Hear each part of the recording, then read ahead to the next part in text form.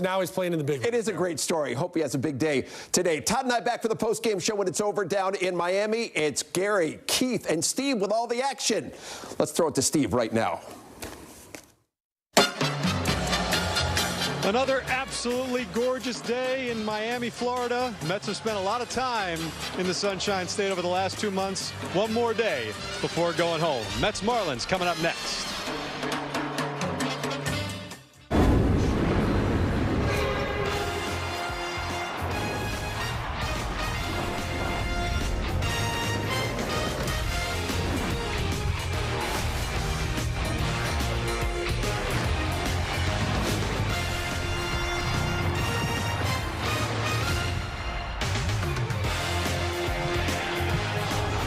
From Lone Depot Park in Miami, Florida, the New York Mets take on the Miami Marlins.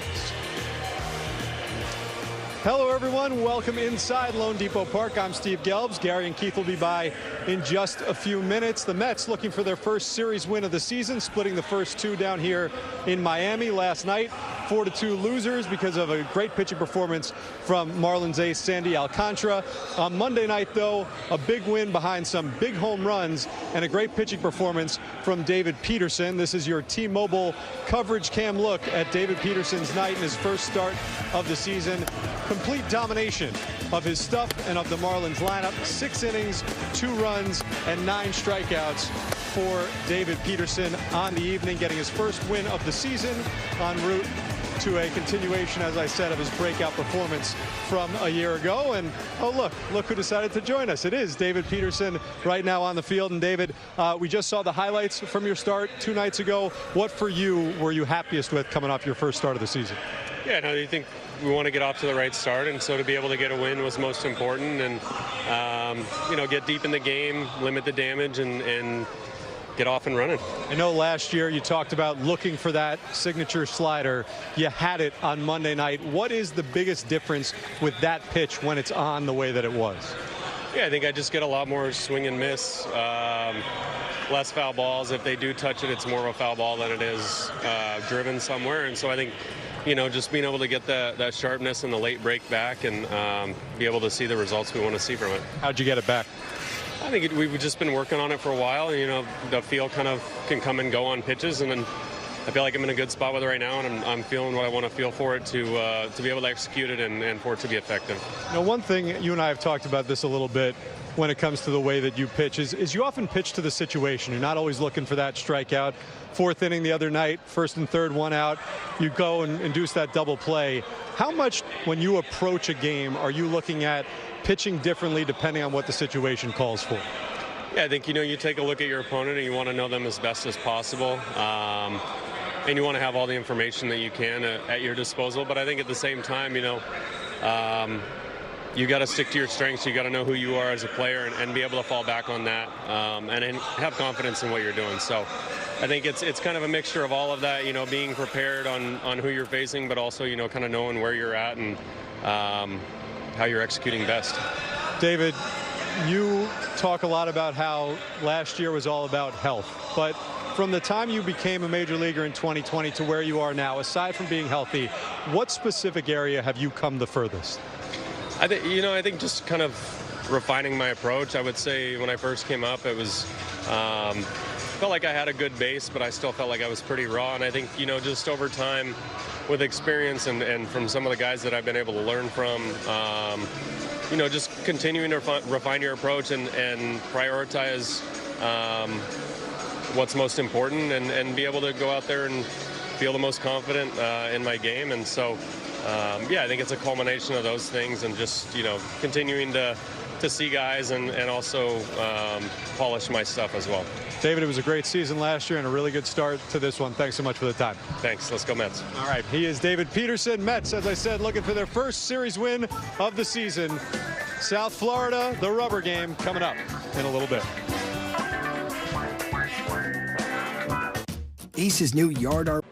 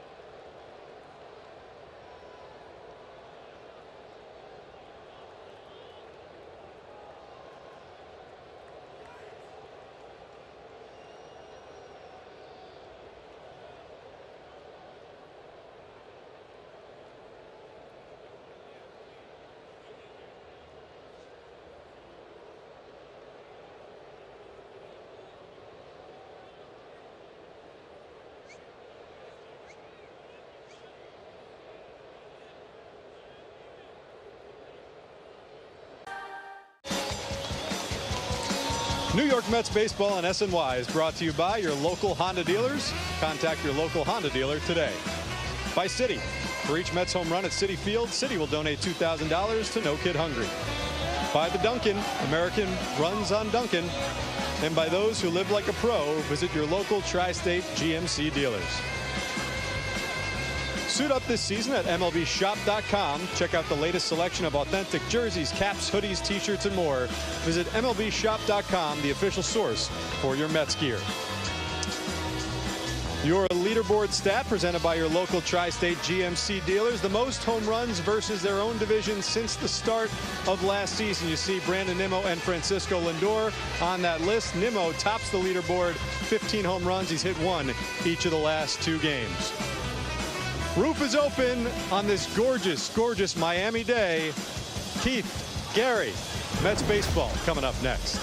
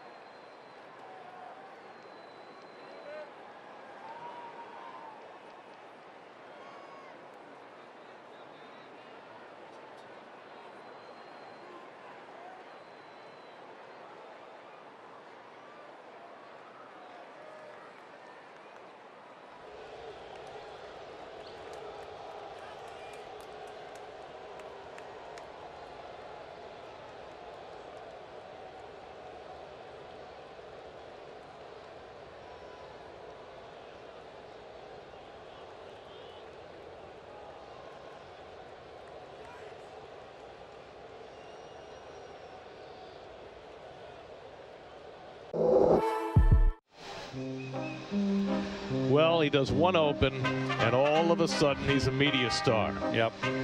Everybody wants a piece of Steve. He's getting the big fat head, too. Is he writing HOF under his autograph?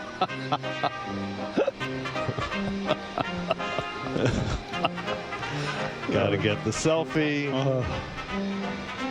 He's firmly in demand.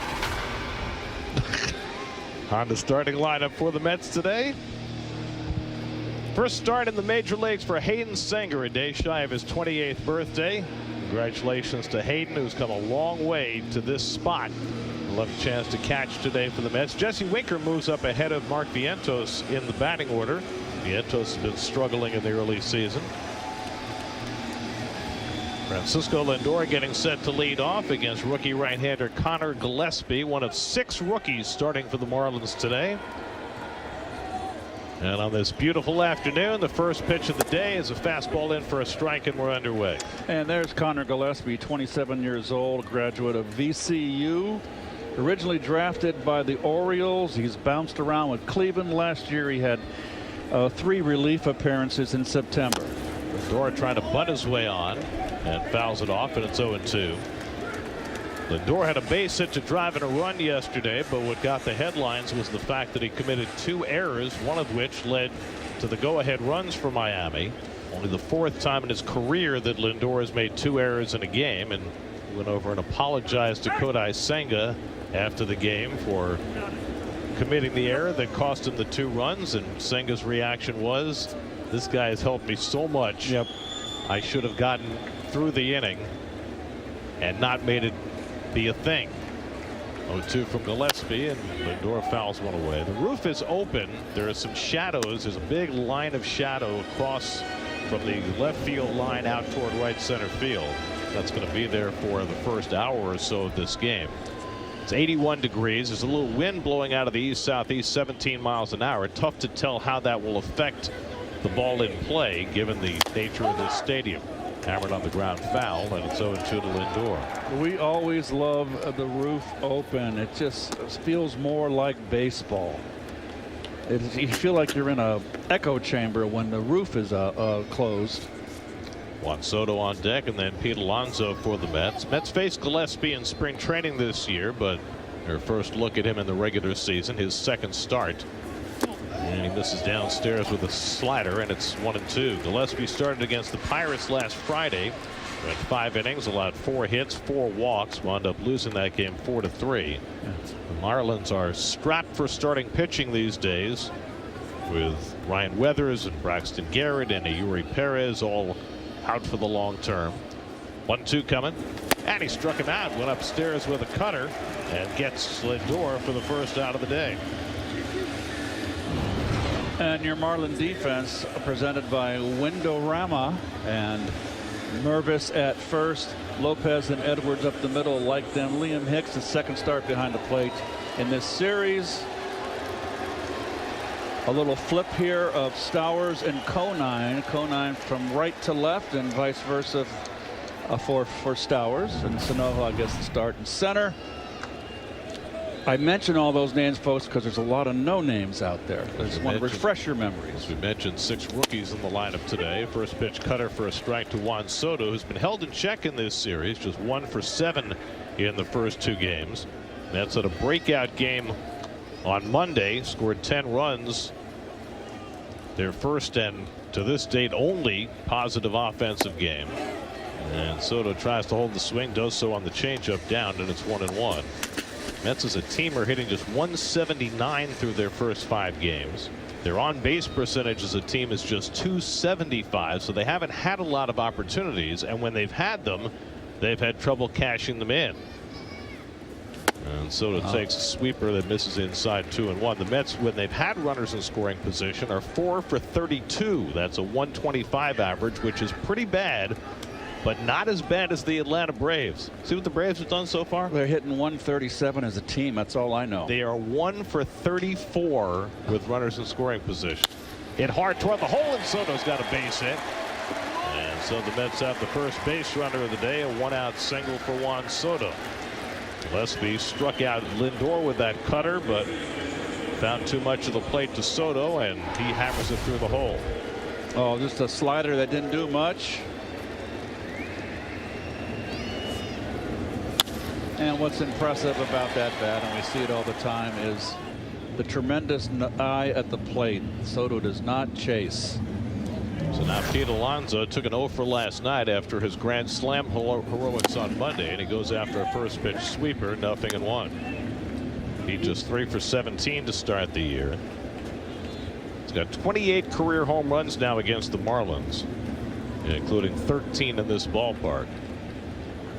227 home runs for his major league career. And he chases another sweeper.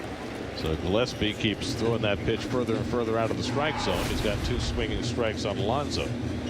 Gillespie last year had 3 relief appearances, I mentioned. Did a good job for Cleveland. Over 8 innings, only gave up 2 runs. But he was taken off the 40-man roster.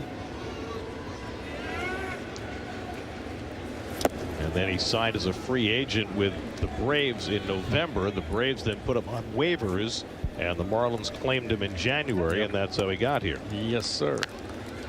He got beat against the Pirates. He took the loss, the sole loss, in that 4-game series that they won 3 out of 4, and they stole 2 bases off him. O'Neill Cruz had a 2-run home run that beat him. 1-2 to Alonso with Soto at first. And he smacks one toward the gap in right center field. That's going to split him and go to the wall. Soto on his way to third. It's dug out by Sanoja. Soto being waved home. The throw to the plate by Lopez, and Soto slides in safely. Got around the tag from Hicks, and the Mets have a 1-0 lead. Aggressive base coaching by Mike Sarbaugh, sending Soto, who is not the fastest runner. Lopez made a pretty good relay throw, but Soto got around the tag to score the run. A double for Alonso to give the Mets the early lead. Well, we love to see Pete do this. Now remember, the grand slam was in that direction as well, the opposite gap. And he drives that ball. Looked really bad on the breaking balls.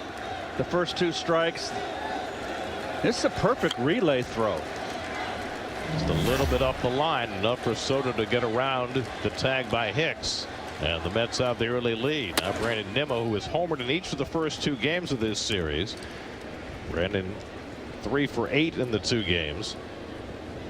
Comes in with an .879 OPS over the first 5 games of the season.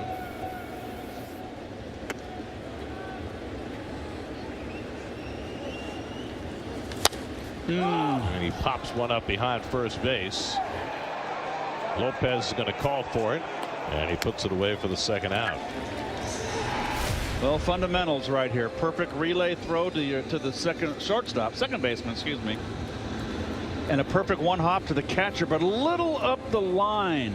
If it had been at the base, it would have been an out. And as Gary mentioned, Soto is he's not slow, but he's not a blistering fast, but he chug-a-lugs home. Now J.C. Winker moved up to the number 5 spot in the batting order today. And he pops off the first pitch, third base side. Paulie comes over near the dugout and makes the grab to retire the side. Catcher never knew where the ball was, but Paulie did, and he put it away. 1-0 Mets.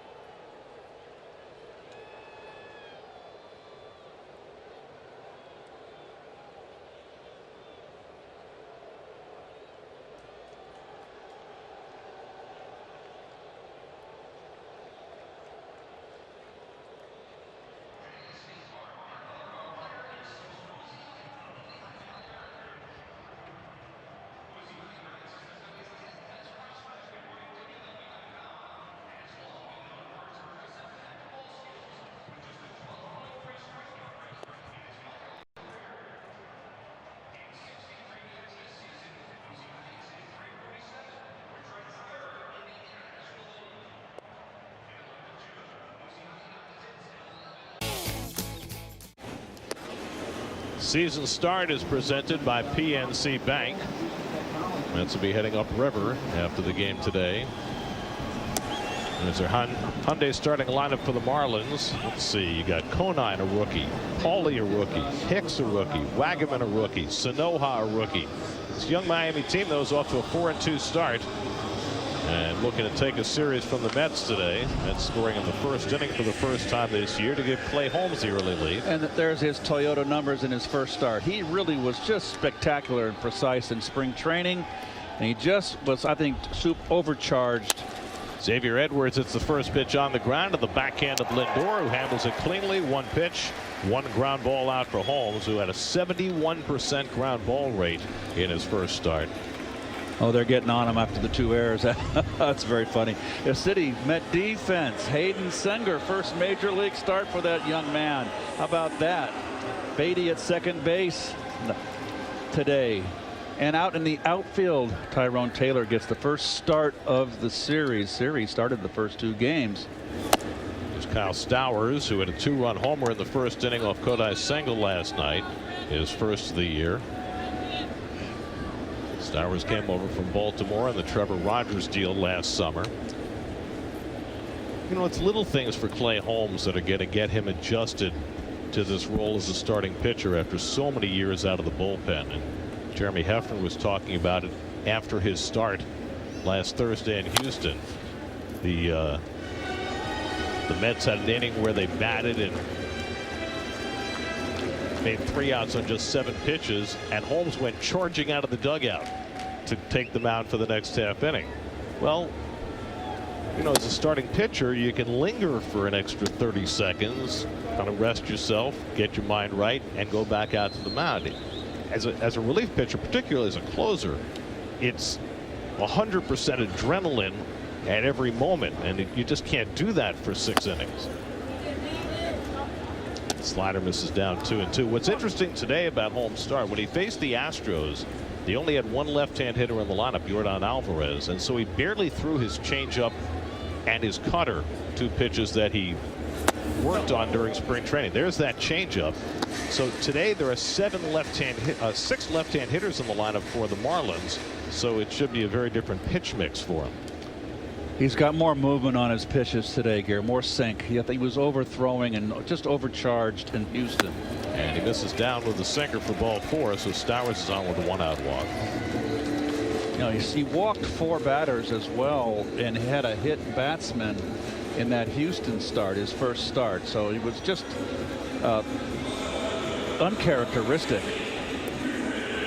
So now another left-hand hitter, Griffin Conine, 1 for 5 in this series. Holds his hands real high. And a 4-seamer in for a strike, 0-1. Clay Holmes now 32 years old. In fact, opening day was his 32nd birthday. 9th round draft pick by the Pirates back in 2011. Made it to the big leagues with Pittsburgh in 2018. That's when he had his only 4 prior starts before this season.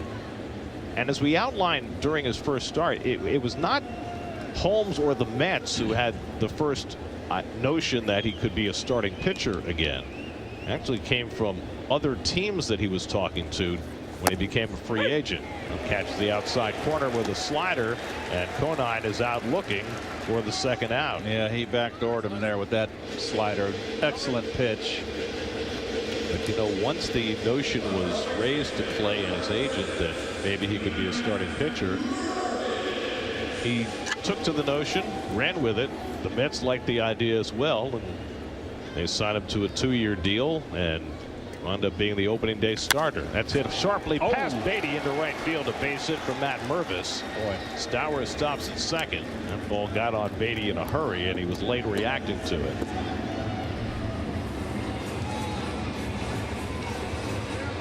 This field is not a natural grass. It's a synthetic turf, and it's very fast. But to me, all the ballparks today, they're like putting greens. They're very quick, outfield and infield.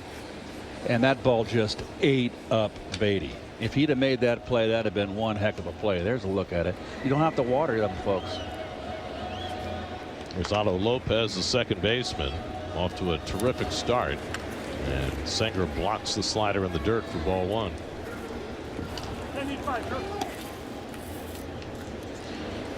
Lopez hit a 2-run homer in the first game of this series. An opposite field shot off the facing of the second deck.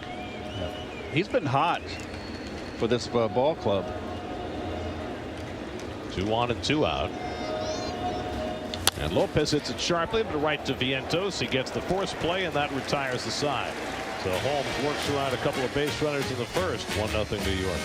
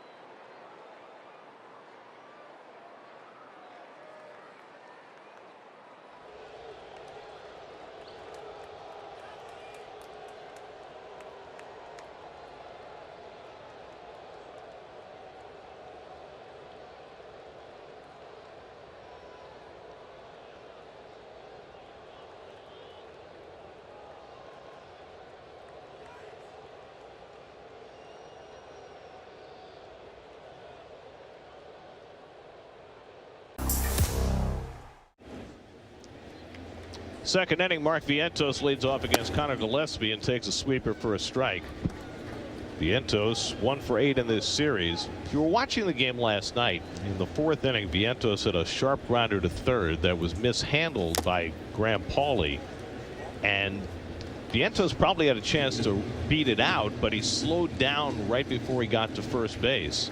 And we were speculating at the time whether anybody would talk to him after the game, and it turns out that both Antoine Richardson, the Mets first base coach, and Francisco Lindor pulled Vientos aside after the game. And Mark was talking with the writers today and said it was unacceptable and it'll never happen again. And you just worry, you know, he's off to a slow start. He's hitting the ball hard and some bad luck, but he's off to a 2 for 19 start. You can't let that affect you.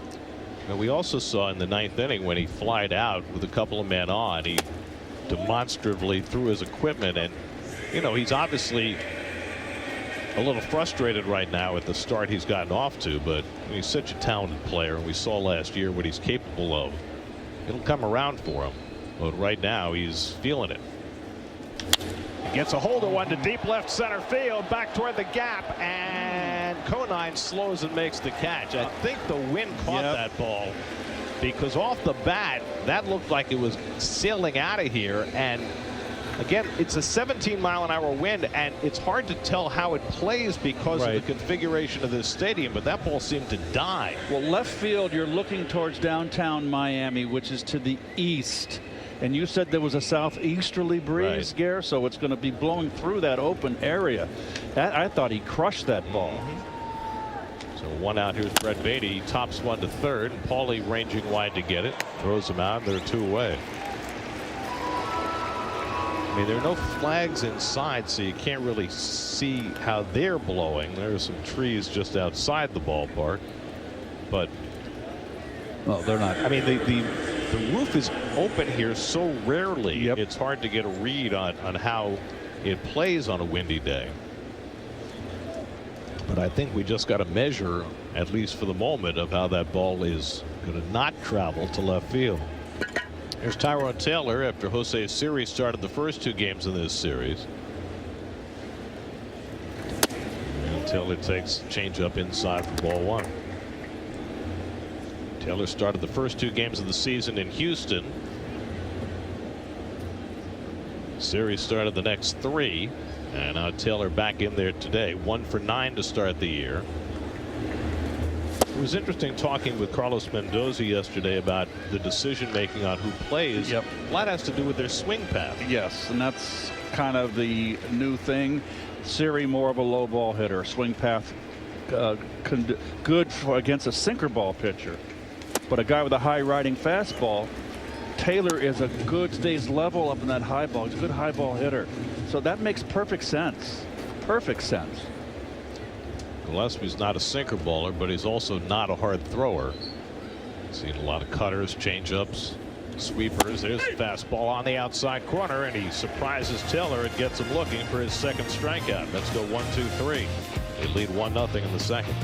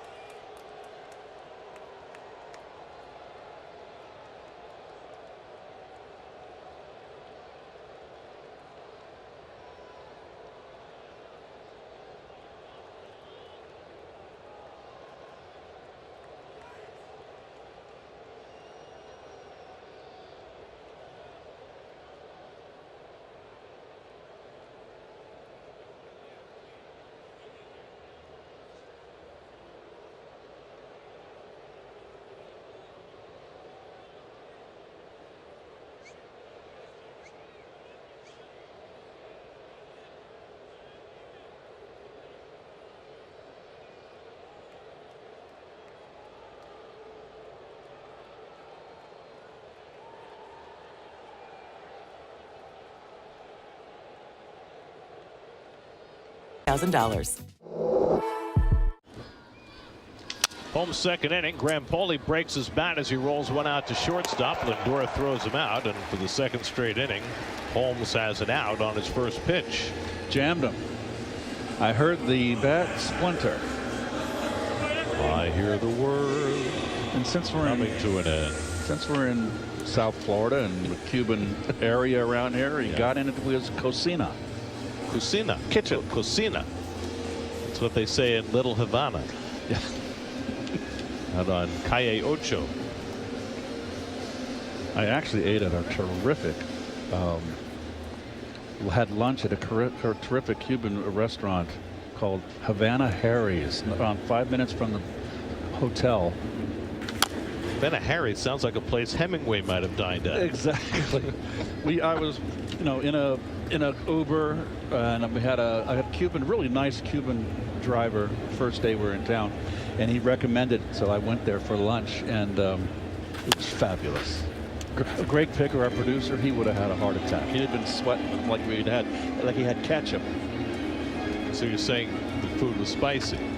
It was delicious.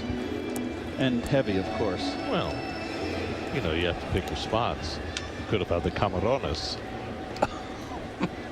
Liam Hicks at the plate, and he takes the changeup out of the strike zone 1-2. I had the ropa vieja, and it was delicious.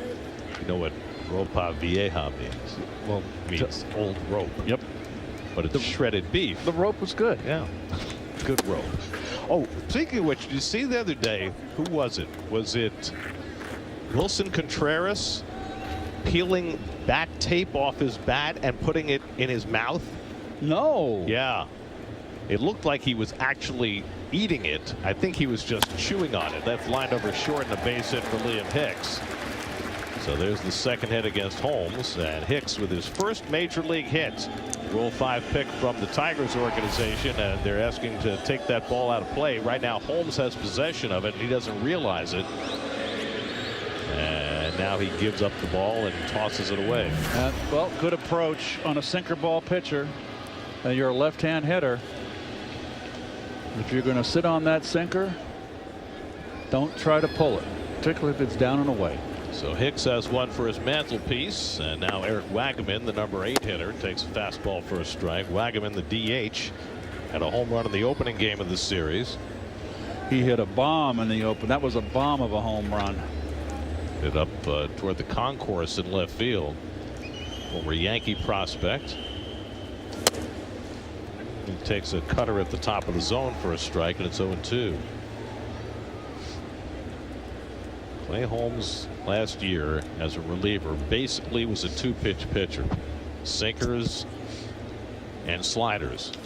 That's driven to center field, but right there waiting for it is Taylor, and that's the second out. So 2 away. Hicks still at first. There's your Spectrum high-speed pitching, talking about Holmes' sinker, which he used 56% of the time last year, 49% of the time against the Astros, and I would bet will be far less than that today. He just didn't have it, and that can kind of be not confusing, but you can kind of disregard that, because in your start, if he doesn't have it, he didn't have command of that sinker, of course he's not going to throw it 56% of the time. He threw a ton of sliders in that. Yes. And again, it was a lineup with 8 right-handed bats, so it certainly makes sense. So here's so far today. Remember, he barely used his changeup in the first start, but he's thrown 4 changeups already. He barely threw his cutter in that last start. So the cutter and changeup, he's already thrown more today than he did in his entire outing the first time around. He's more settled in now. It's his second start. Javier Sanoja batting 9th in the order, down 0-2, and he waves at the sweeper for strike 3. And Holmes has his second strikeout to get himself through the second. 1-0 Mets.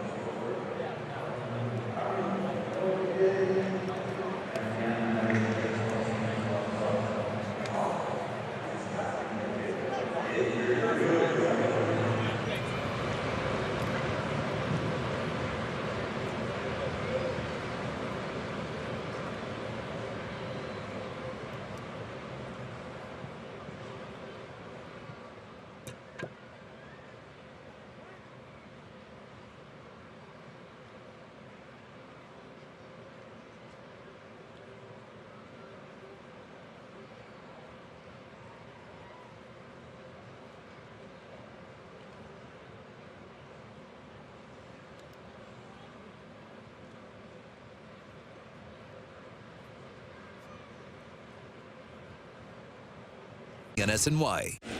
Around the majors presented by Heineken. Jackson Merrill, well-deserved contract extension with the Padres. Dodgers 7-0, first defending champ to do that since the 33 Yankees, and the Braves, as mentioned, off to a miserable start.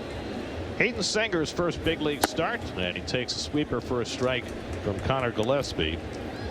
Hayden will turn 28 tomorrow. He's had one at bat. That was against Josh Hader with the bases loaded on opening day.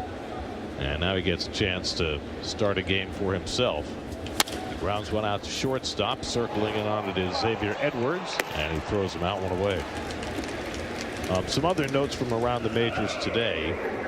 Ivan Herrera hit 3 home runs today for the St. Louis Cardinals in their win over the Angels. The Cardinals have been playing baseball for over 130 years. Yes. And Ivan Herrera is the first Cardinal catcher ever to hit 3 home runs in a game. Amazing. Think of the Cardinal catchers over the years. I think of the Ted Simmons. He would hit 20. You know, Yadi Molina wasn't a big home run hitter. And he had that big ballpark too. Tim McCarver, not a big home run hitter. No.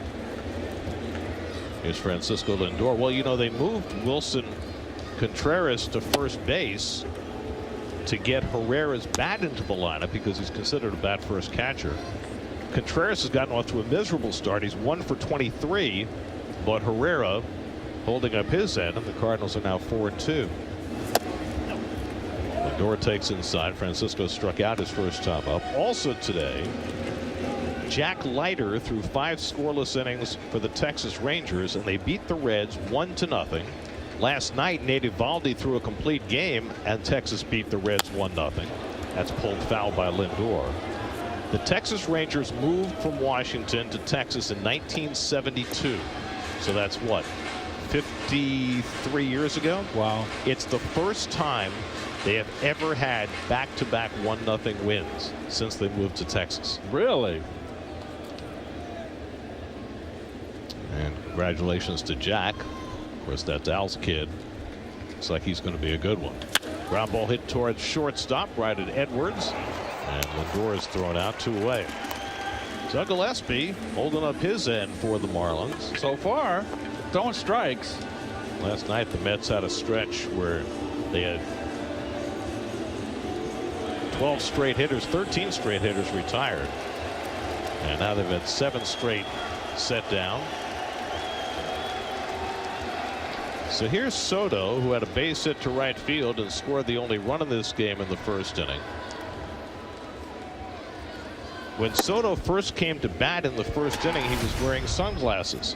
He took a pitch for a strike and then decided no more sunglasses. Yep, it's in the shade. He wasn't going to be able to focus, zone in on that ball. Takes a fastball for a strike, and it's 0-2. 2 good pitches, Tim. Right there. Good slider down and in, and a fastball in.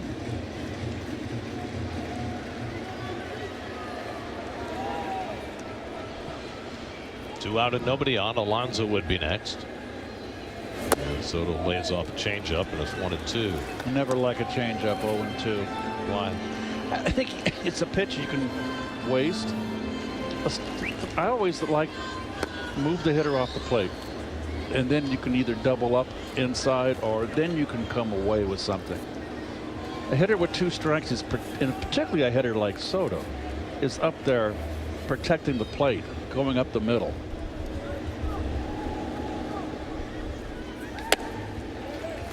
Sailed that cutter high, and it's 2-2.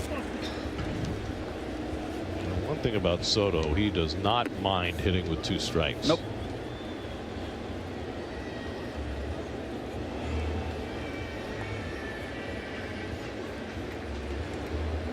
Gillespie's 2-2, and he struck him out, got him with a high changeup. 3rd strikeout for Gillespie, who's now retired 8 in a row. Mets lead 1-0 in the 3rd.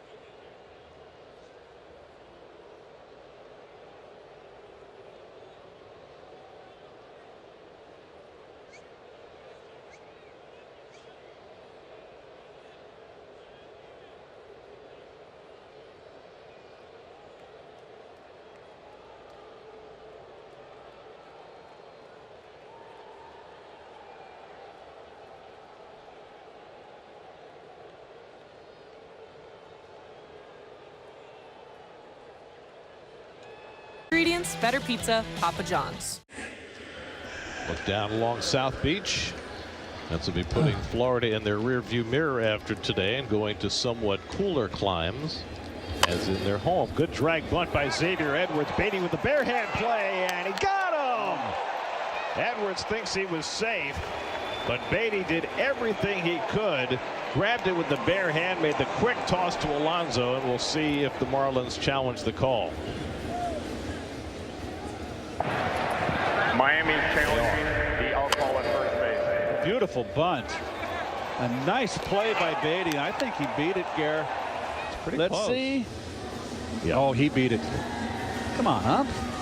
You're 10 feet away from it. Let's go. Shane Livensparger, the first base umpire, making the call, and clearly that one's going to be overturned. Yeah, that's a base hit. Bill Miller and Ron Culpa are the crew chiefs in the replay center.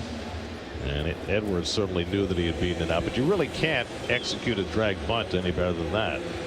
Once you get it past the pitcher, it's almost an impossible play for the second baseman. What Citizens Bank replay? Look at that. That's sensory overload right there. What's that? In the headquarters there. Well, each I know. After review, the call in the field is overturned. The runner is safe. Miami will retain their challenge. Game. I understand. There are multiple games going on in the replay center. So it's a leadoff bunt hit for Edwards. Got to watch him still on the bases. Edwards had 31 stolen bases in just 70 big league games last year. He has one so far this year. Holmes is not easy to run on, though.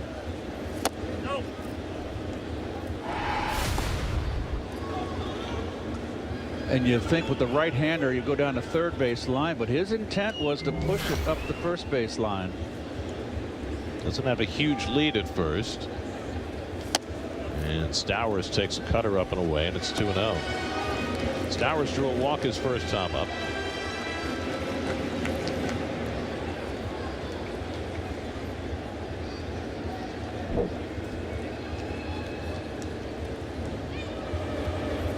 And Holmes buries that one low and in. Another cutter, and it's 3-0. You see, half his foot is off the rubber on the first base side. Very wide spread from the stretch. And he walks Stowers on 4 pitches, and that puts 2 men on. So Stowers walks for the second time. Holmes was most upset with himself after his first start about the fact that he walked 4 over 4 2/3 innings. And a hit. Be happy about that. And a hit batsman. So 5 free passes. I mean, he's thrown first pitch strikes to 9 of the first 11 batters, but he didn't throw any strikes to Stowers. So now Griffin Conine bats with 2 men on and nobody out. Conine took a call third strike on a backdoor slider his first time up, and he lifts one foul down the left field side. Nemo gives a look, but that'll be out of play. 0-1.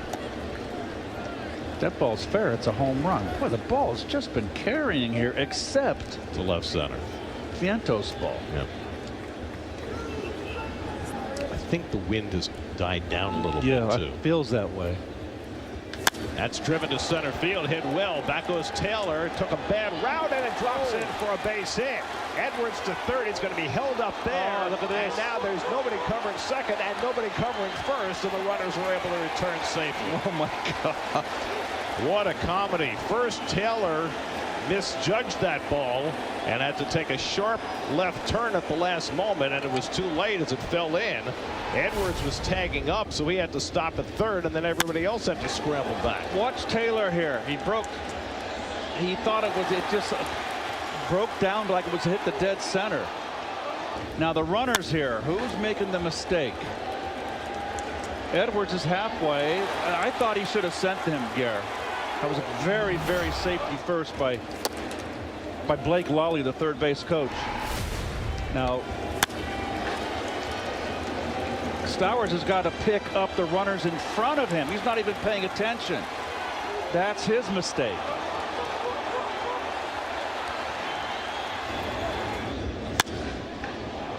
And the same thing for this young man. not picking up the runners.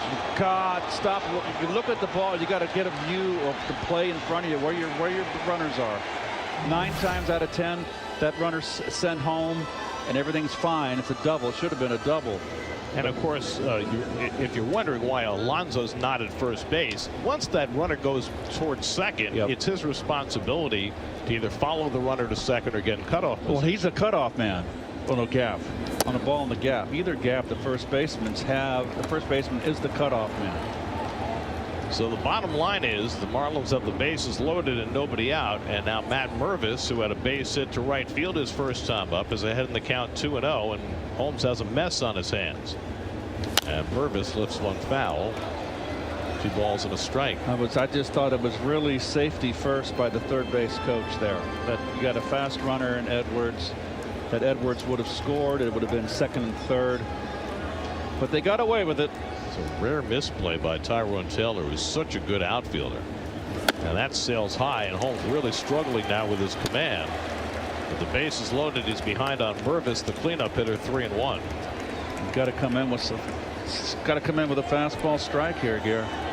Mervis, who was a huge home run hitter in the minor leagues, in an advantageous spot here, and he pulls one foul. Got a little anxious on the cutter, and it's 3-2. He's got that sort of hockey swing a little bit. He likes that ball down. He's got some lift in that ball down. It can hurt you. Now Holmes in a spot where he could really use a strikeout.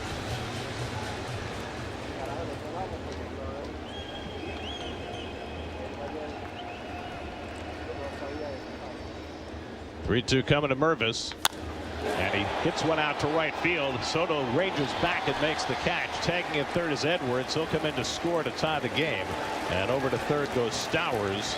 Sacrifice fly for Mervis ties the game at 1. Boy, oh boy, that was very fortunate right there. That was a bullet. And if this got some error, this was just a line drive. But good base running on this play. Tag at second base. So now Holmes will try and minimize the damage. One thing about Holmes is he generates so many ground balls that you hope he can get out of it with a double play. Otto Lopez at the plate, hit the ball on the ground his first time up, but Holmes has been up in this inning, and he sailed that slider up. Ball 1. He got Lopez to roll over or pull a slider right at Vientos the first at bat. That's what Holmes needs right now. And you get that sweeper in for a strike, and it's 1-1.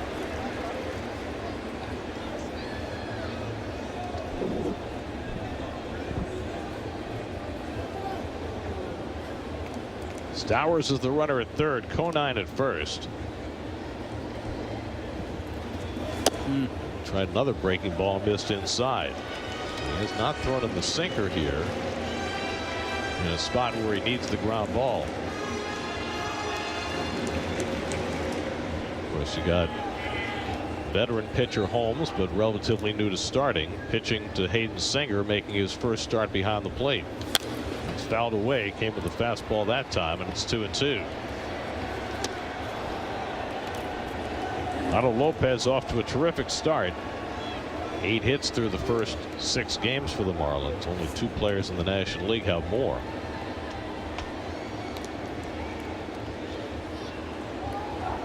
Two from Holmes, and he got in on his fists and he fouled it off.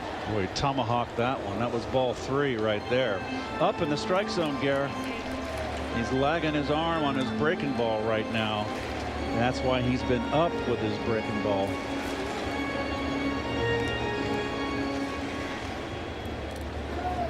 Just needs a nice little sinker and get a down and in, get a ground ball. 20th pitch of the inning coming up for Holmes.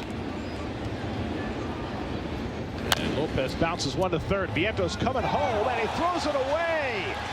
Stowers scores. Everybody else stays put. 2-1 Miami. Well, Vientos, I'm sure, felt with the speed of Lopez it would be hard to turn to, so he opted to go for the play in front of him and throw home. And with a good throw, he would have had Stowers easily, but he airmailed it. And the Marlins take a 2-1 lead. They're lucky that didn't go. Runner didn't advance to third on that. Let's take a look here. He could have gone either way. He could have gone either way. Tried to get two, but he just didn't execute the throw. Just think, I mean, you always want to go for the double play there if you think it's in order, rather than allow the inning to continue, even if you get the guy at the plate. But I just think because of the speed of Lopez, Vientos, his internal clock told him the better play was to come home, and just didn't make the play. So, an error, no RBI, and now it's 2-1 Miami, and there's still only one out in the inning with runners at first and second.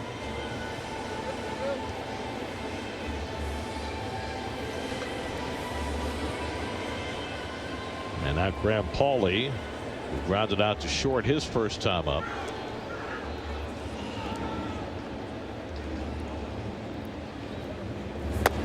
First pitch sweeper misses down. Well, last night it was Francisco Lindor struggling in the field. And he just, you know, wife had the baby boy, and he just was out of sync last night. And routine plays, he just wasn't together. And then in this inning, you've got Taylor misjudging a fly ball that fell in for a hit. And now the error by Vientos allowing a run to score. And the Marlins have taken advantage of that to take a 2-1 lead. And Holmes behind in the count again. There's a high strike. And it's 2-1 to Pauley. Pauley, another guy who hit for a lot of power in the minor leagues. See if it translates at the big league level. Rookie who they acquired from San Diego. And again, Holmes is up. How many pitches has he thrown this inning, Gare? There you have it. Right. 24. Yep.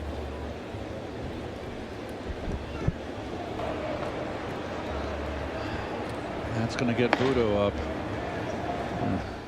That is the value of that bullpen. And we've mentioned before, three guys that can give Mendoza, Carlos, extra innings.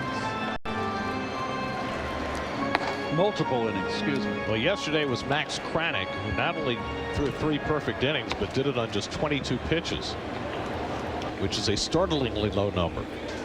3-2 to Pauley with 1 out. And he struck him out with a changeup. There's a big strikeout for Holmes as he picks up the second out of the inning. Changeup, sink, out of the strike zone. Starts as a strike, sinks. If you fish like that, you're just not going to make contact. It's a new pitch this year for Holmes, a kick change where he spikes a finger to create a little different spin rotation. And it was a pitch that was very effective in spring training that he barely threw in his first start against Houston, but he's had success with it a couple of times already today. Now trying to finish off the inning against Liam Hicks, who picked up his first big league hit first time up, and he tops one foul, and it's 1-1.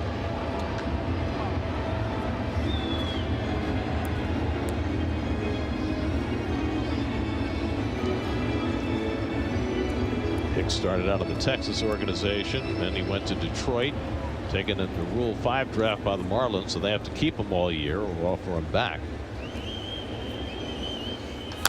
And he hits one at the plate, a foul ball, change up, 1-2.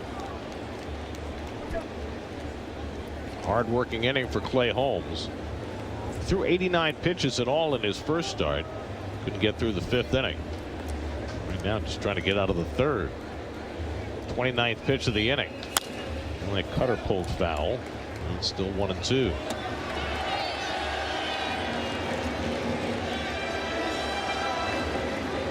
See the breakdown on his pitch selection today. Lots of cutters and changeups, pitches we hardly saw in that first start. Updating. We're always updating. Trying to give you the best and latest possible information. 1-2 coming. Tied him up. Did he go? He went around, strike 3. So Hicks is a strikeout victim. Holmes finishes the inning with back-to-back strikeouts, but betrayed by his defense, he gives up a pitch.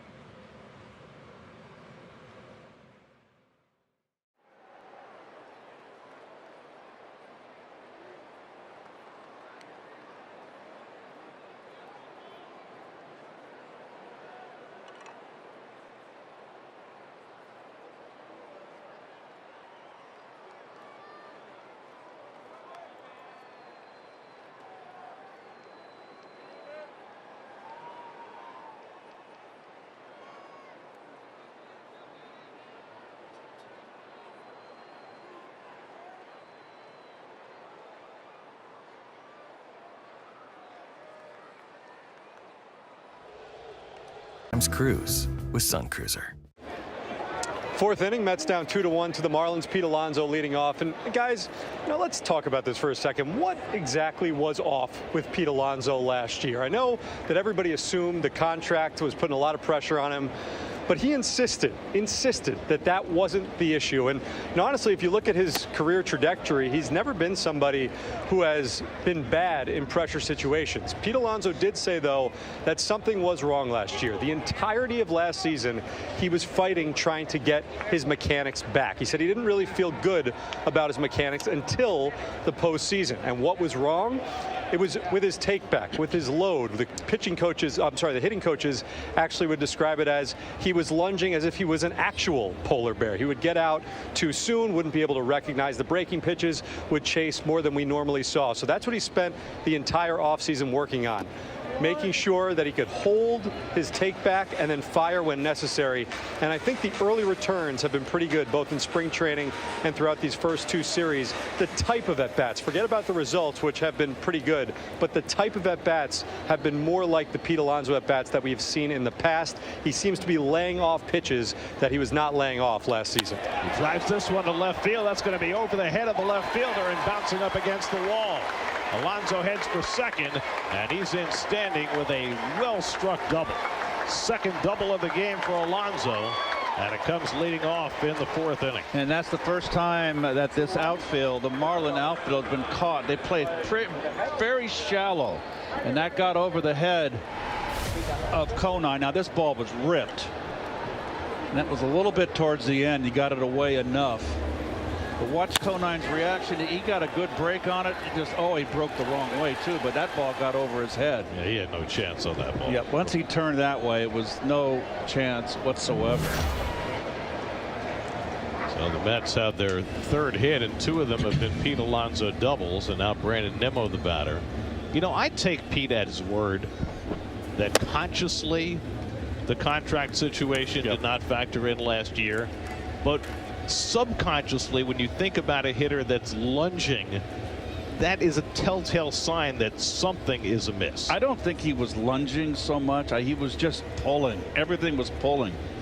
The shortstops were playing him in the hole between third and a shortstop, normal shortstop position. He was hitting everything hard on the ground. He did chase. And I just think sometimes with all this information and all the video that you can overthink things.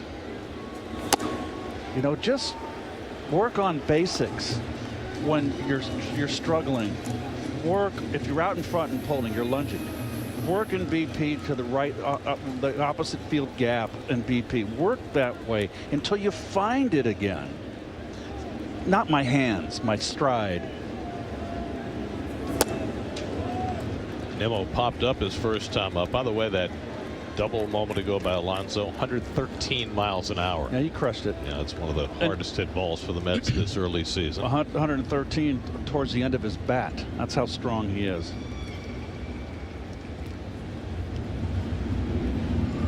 2-2 to Nimmo. And Brandon hits one in the air to right center field. Tagging at second is Alonso. Stowers goes back to get it, and Alonso will take third. So a productive out from Nimmo gets the tying run to third with one out. Brandon's had 2 at bats, and he's gotten under 2 that he could have had 2 home runs easily right now. They just got under that one.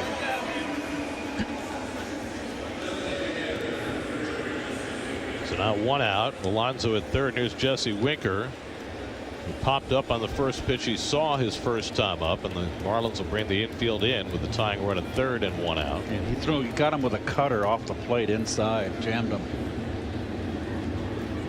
And he goes after a first pitch cutter again. Yep.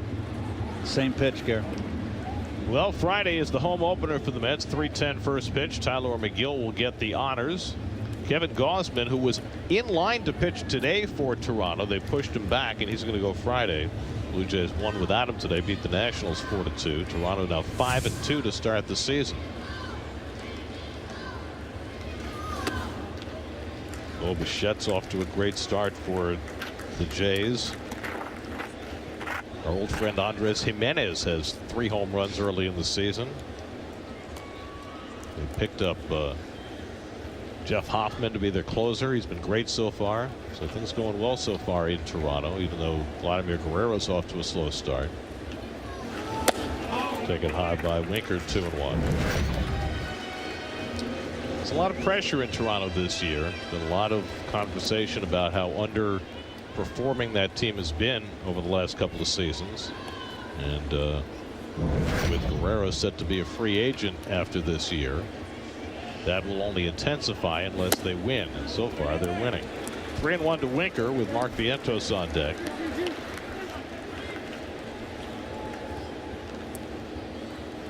Mets came into the day 4 for 32 this year with runners in scoring position. They're 0 for 3 so far today. Infield in, 3-1 coming to Winker. Yeah, that's a high strike. 3-2.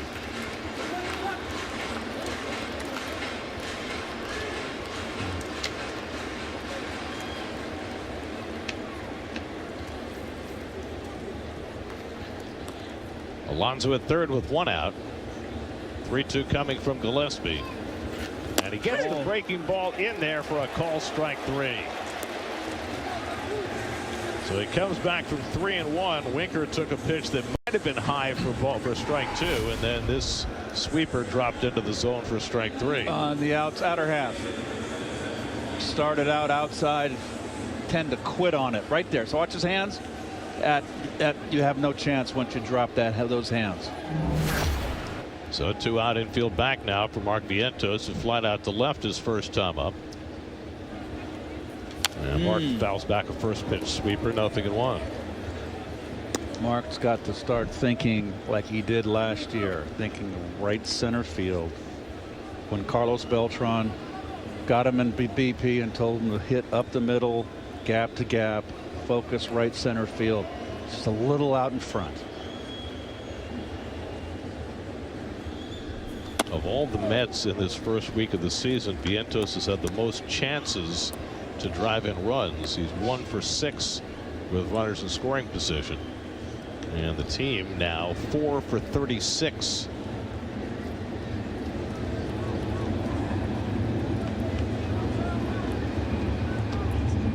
Gillespie trying to work out of trouble. Fires a fastball in for a strike. And it's 1-2. Played McCullough, first-year skipper, having his own learning curve in the first week of the season. It's hard. He's got an undermanned team, starting so many rookies and trying to put the pieces together. And so far, so good. They've won 4 of their first 6, and they're leading today. 1-2 coming to Vientos. Beatty would be next. And Mark waves at a sweeper for strike 3. So Gillespie responds with back-to-back strikeouts of Winker and Vientos to keep the lead.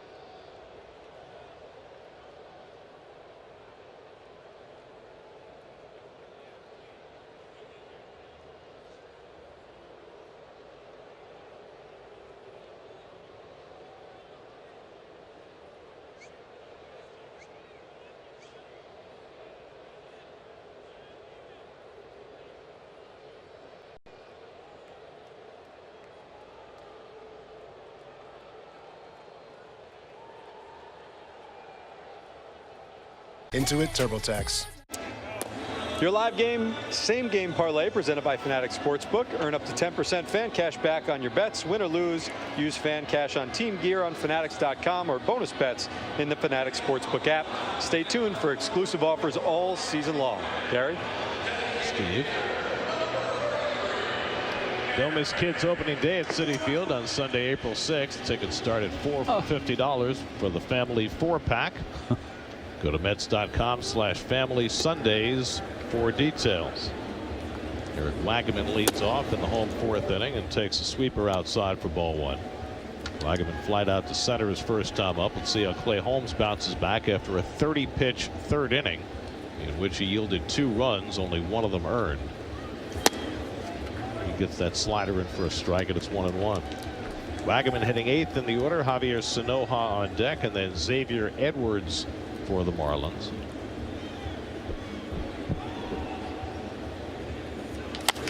And it's popped up right near home plate. Sanger sheds the mask, and he's got it. 1 out.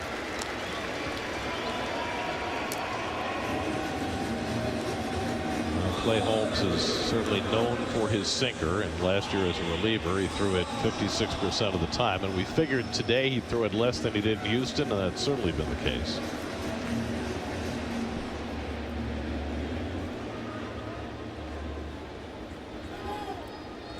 Here's Javier Sanoja, who struck out his first time up. He takes fastball up and in for ball 1.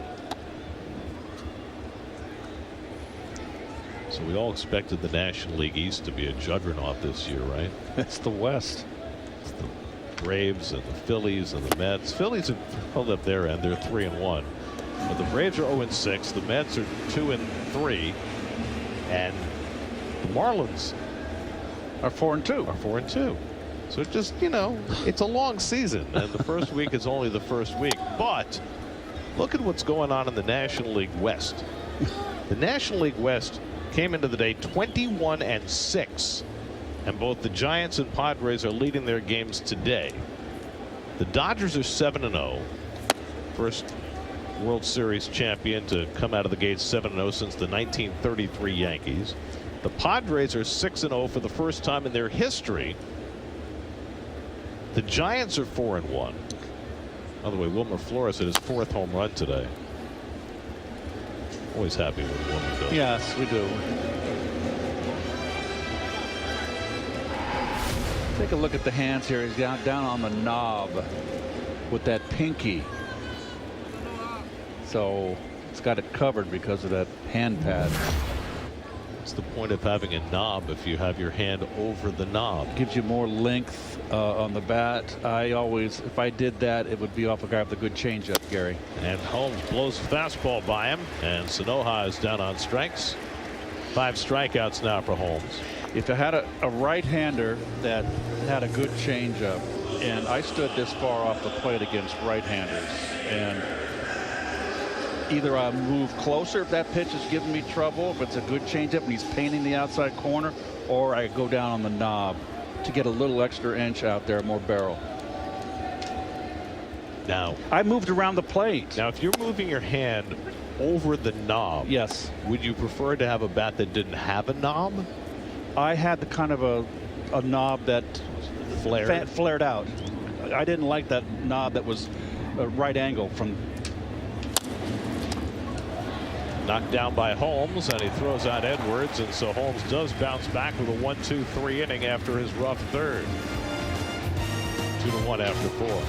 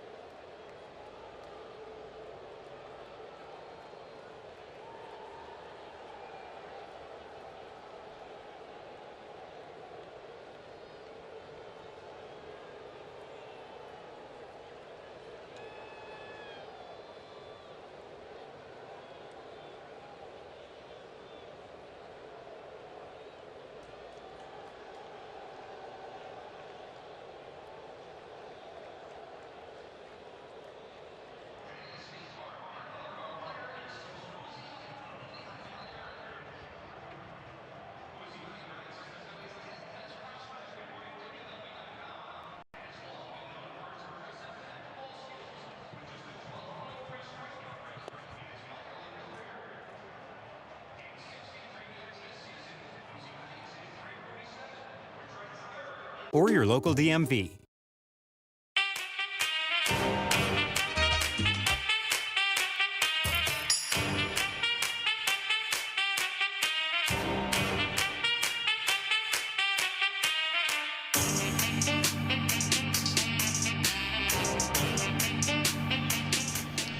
Now, I know, Keith, you like the Cuban coffee. I do. Do you put a lot of sugar in it? No. Because a lot of the Cuban folks who drink the Cuban coffee put tons of sugar in it. I know. Because it's so strong. Strong, yeah.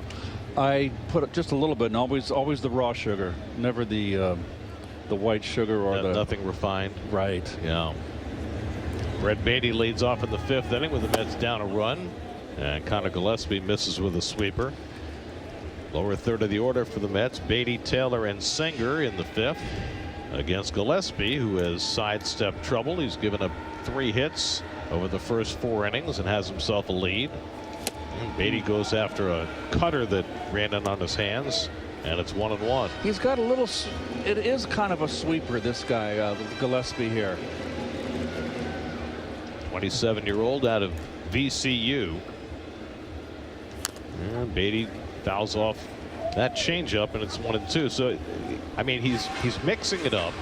Every once in a while, he'll pitch backwards and surprise guys with a 2-strike fastball, and he's caught a couple of hitters looking with that, but mostly it's a whole bunch of breaking stuff and changeups. Well, he's throwing his fastball too. He's got a good live arm, and he's made his pitches when he's had to thus far.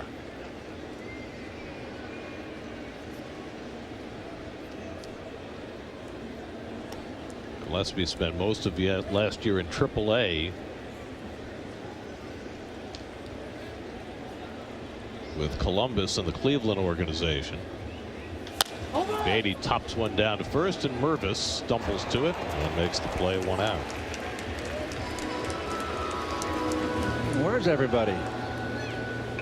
Well, they're at the ballpark today. No, they're not here. Well, some of them are. The first major city founded by a woman. Ah. Star Island, out of our price range. World's largest boat show, and the first Burger King. Has he since been deposed? Tyrone Taylor takes a cutter outside for ball 1. Taylor was called out on strikes his first time up. Mets a run on 3 hits. The Marlins 2 runs and 4 hits. Teams combined for only 8 hits last night. Taylor gets a breaking ball but pops it up right near first base, and Mervis, drifting into foul ground, has got it, 2 out. Hanging breaking ball to hit that time, but the Mets are just not hitting right now. And Tyrone's off to a sluggish start. He's 1 for 11 now. He's not feeling it, and he hasn't played in a couple days. So it's kind of it's tough on Carlos Mendoza. You got Siri and you got Marte and you've got Taylor, and you're trying to get them in there and get them going, and there's not enough spots out there. There's Hayden Senger for his second at bat, grounded out to short his first time up. Hayden Senger, who played his college ball at Miami of Ohio.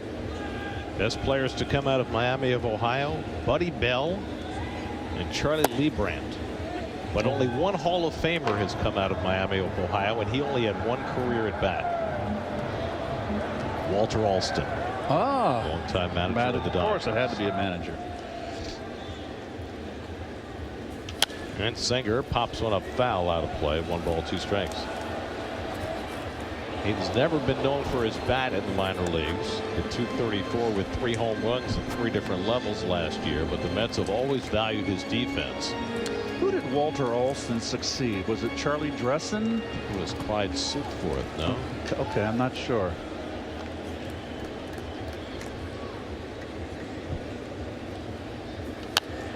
Senger popped one foul. That'll come back out of play. Here, Connor and Joe's early thoughts on the starting rotation, bullpen, and lineup on the latest episode of the Mets Pod, presented by Tri-State Cadillac. Subscribe and listen wherever you get your podcasts. Gillespie trying to finish off a 5th inning. He went 5 in his first start. And Senger shoots one foul that almost took out Francisco Lindor in the on-deck circle. That's always scary. Who was it? Was it Juan Encarnacion? It ended his career. Got hit in the eye. Oh, just. That was in St. Louis, correct? Was it a Cardinal then, I believe? With the Cardinals. I'm not sure if it was home or road. 6th pitch of the at-bat coming to Senger.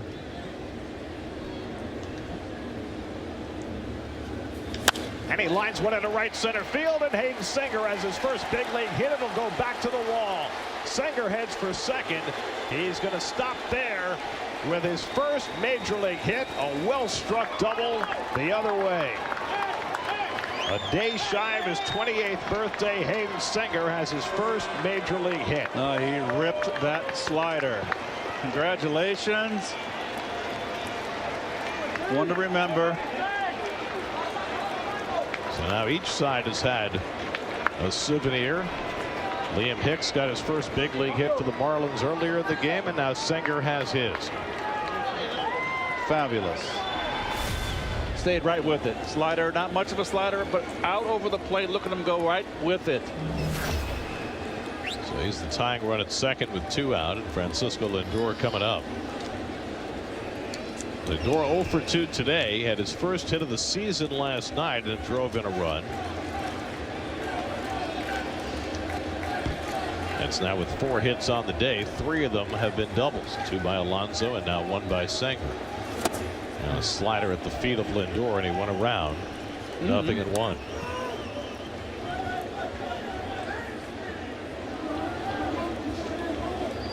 Francisco looked a little bit jumpy early in the season last year, and he's looked a little bit similar early this season.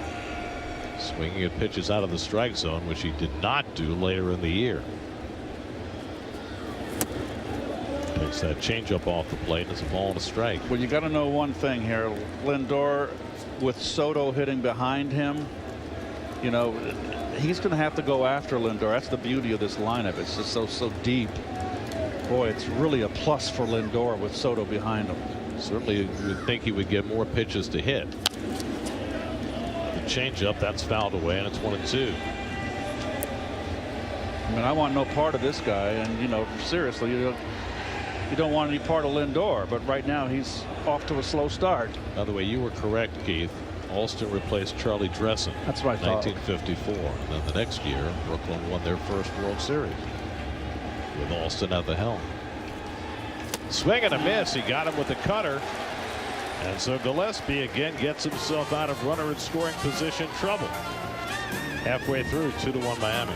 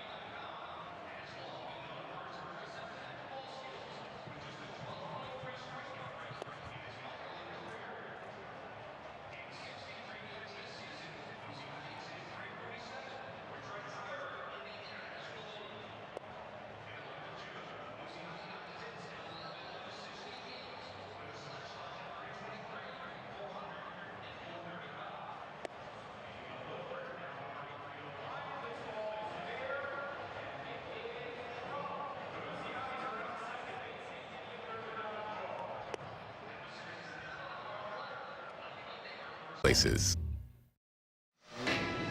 Well, it was 10 years ago in this ballpark that Michael Conforto hit his first major league home run. Shortly after his call-up, hit it off New Rochelle native Tom Kohler. Seems like yesterday, Gary.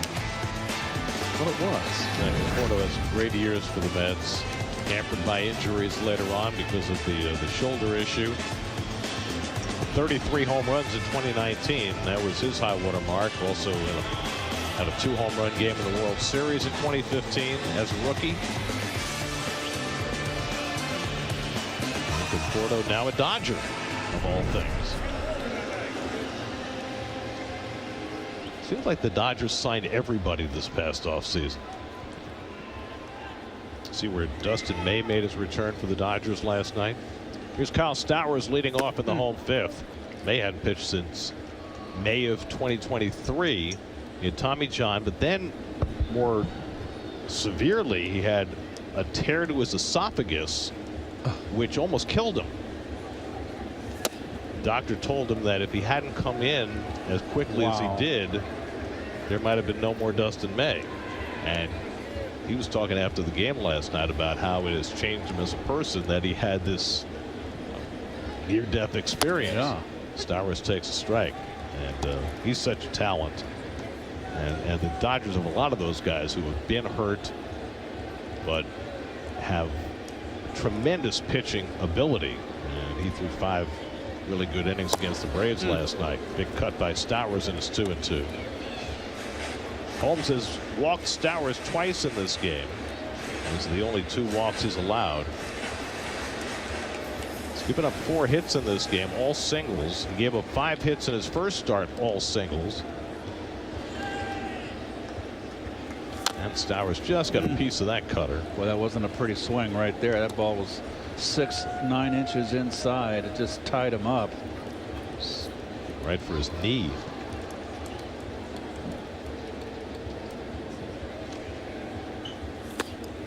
Change up down to full count to Stowers with Griffin Conine on deck, and then Matt Mervis for the Marlins in the 5th.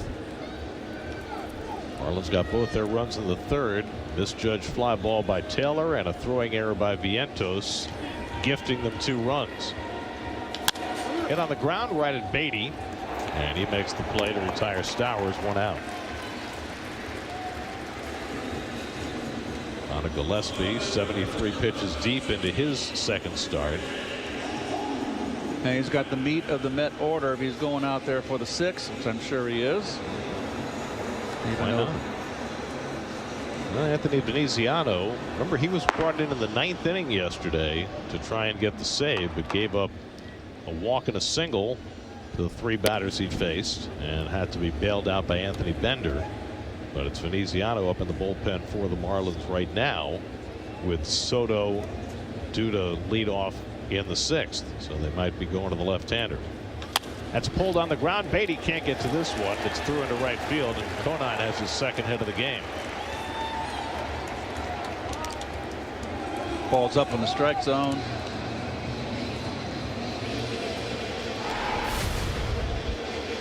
Change up. The fact that it was up, he was able to get the barrel on it. If it had been down, it had been nothing but trouble for him. I think that really is the story of Holmes this afternoon so far. Too many pitches up in the strike zone. Same thing in Houston. So 1 out and 1 on now. Matt Mervis, who has singled and delivered a run with a sac fly, and he pulls one just foul. Let's get Reed Garrett up in the bullpen now. With Holmes up over 70 pitches for the day. Threw 89 in his first start. This would love to get him through this 5th inning. And Mervis takes a changeup down, ball and a strike. Matt Mervis picked up in a trade from the Cubs for infielder Vidal Brujan this past winter. He played a handful of games with the Cubs the last 2 years. Didn't hit a whole lot.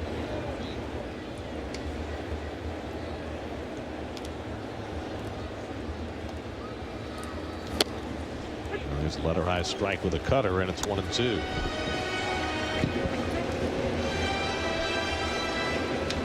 Otto Lopez, who has hit 2nd, 3rd, and 5th in the batting order in these 3 games. Batting 5th today. He's on deck. I like him in the 2-hole, not the 5-hole. Well, you know, everybody now wants a power hitter in that 2-hole, and that's why they have Stowers there. Yeah, well, I hear you. I like speed at the top. The DH has changed a lot too, Gary. No pitcher hitting 9th anymore. Right. That means the number 2 hitter comes up with that many more men on base. Exactly. Good changeup by Holmes to strike out Mervis, and maybe as good a changeup as he's thrown all day. 6 strikeouts now for Holmes, 2 out of the inning. There's the grip. That's what it needs to do. That's perfect. Right to the glove.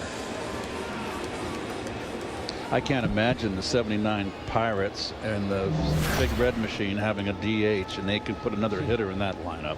Those lineups. Speaking of the 79 Pirates, or of that era, how come nobody ever talks about Al Oliver? I agree. I think Al should. If you look at his numbers, you can go to Baseball Reference. He should be in the Hall of Fame. He was a heck of a player. I thought he was the best number 3 hitter. Look at that. There he is. And he's right on the case. Or is that Tommy? Look at the RBI. I'm sorry.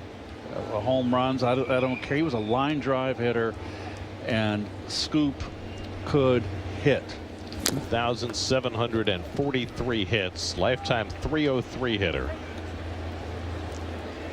He came up as a center fielder, if I recall, and hit 2nd in that lineup, and then eventually moved around 7th, and then as he developed quickly into the hitter that he was in the career that he had, he was a number 3 hitter for the Pirates. Then to Texas, and maybe had his best year in Montreal. In 1982, he had .331. Yep. Drove in 109 runs at a .906 OPS that year. I feel that Al should be in the Hall of Fame. I feel that Tommy John should be in the Hall of Fame. I don't think no one talks about Tommy John. How about Vada Pinson? Vada Pinson, you can make that argument too. Yes. 2-2 to Otto Lopez. I mean, Tommy John, if you look at his postseasons too, he had terrific postseasons. How about Keith Hernandez? Well, we're not going to go there, but I'm going there. Okay. You should be in the Hall of Fame.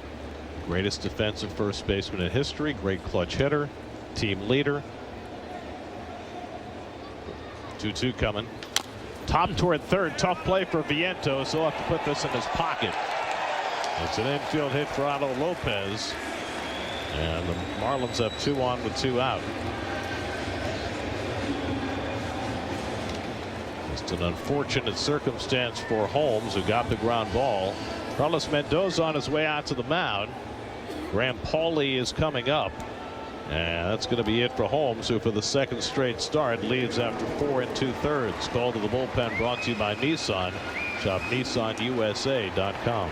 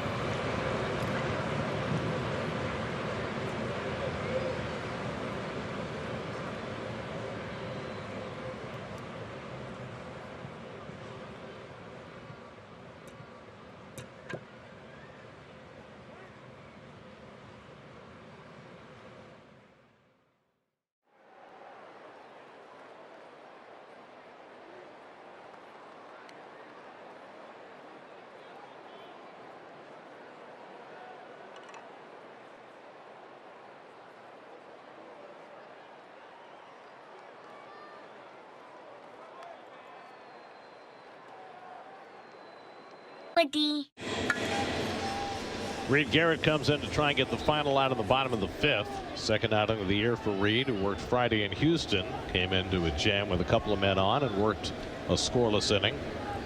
Facing Graham Pauley, and he gets the first cutter in for a strike, 0-1. We're talking with Carlos Mendoza about his bullpen use and how fortunate he is to have 3 guys who can go multiple innings with Kranick and Buto and Brazoban. Garrett, though, they're going to be a little bit more cautious with. Last year, early in the season, he was going multiple innings, but now they see him more as a guy to bring into this situation. Get 1 out in this inning and then pitch the next inning. So more of a 4-out guy than a 6-out guy. Pauley's 0 for 2, grounded out and struck out, and he hits one on the ground down to first. Easy play for Alonso. Garrett covers, and Reed gets the job done and strands a pair. Keeps it a 1-run game after 5.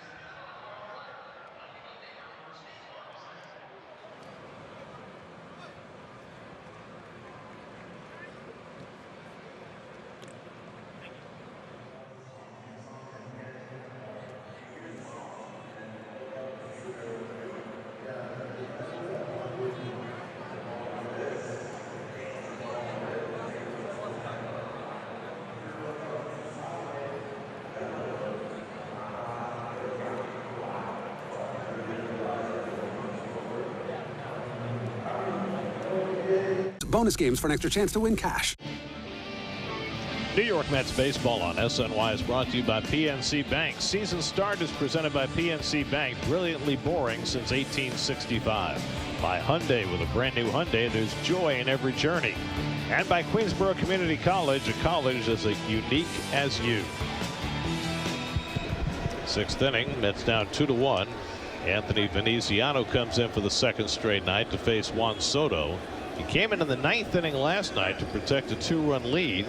He then walked Soto, and with 1 out gave up a hit to Brandon Nimmo, and Anthony Bender then came in and bailed him out, got the next 2 hitters for the save.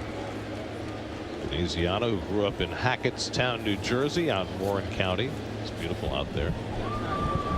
Went to Coastal Carolina University, and so for the second straight night brought in to face Soto. He's the only lefty in that Marlins bullpen, and they deploy him early in this game.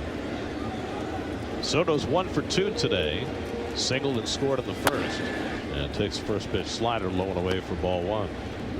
Soto, Alonso, and Nimmo against Veneziano here in the 6th. After Connor Gillespie went 5 nice innings, gave up a run on 4 hits, no walks, 6 strikeouts. He pops a fastball in for a strike, 1-1. So Gillespie in line for his first big league win through 73 pitches. Umpire's got rabbits. Somebody was barking at him from the Mets dugout. That's so Bruce Streckman. Number 1, Bruce Streckman.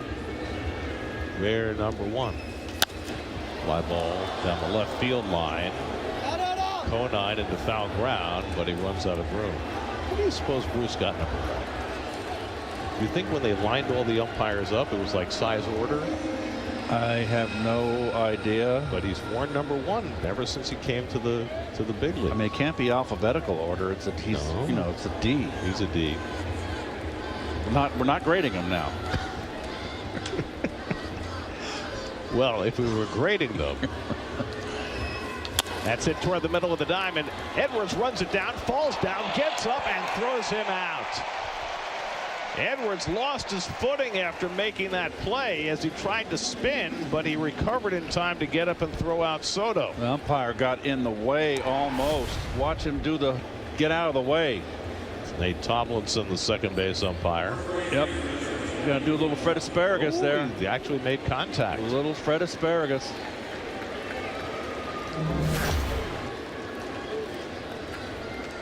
So now Alonso has a pair of doubles in his first 2 at bats.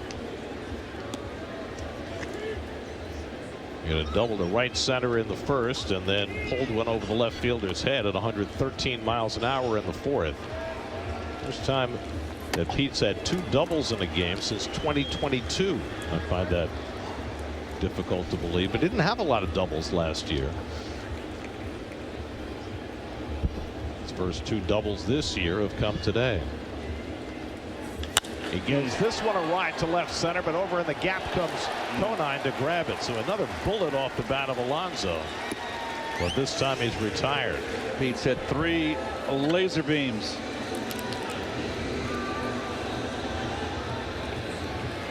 So Veneziano living right. Yes, he is. 2 out and nobody on for Brandon Nimmo, who homered in each of the first 2 games of this series. 0 for 2 today. Popped to second, fly to right. Got a base hit against Veneziano last night. A single to center field.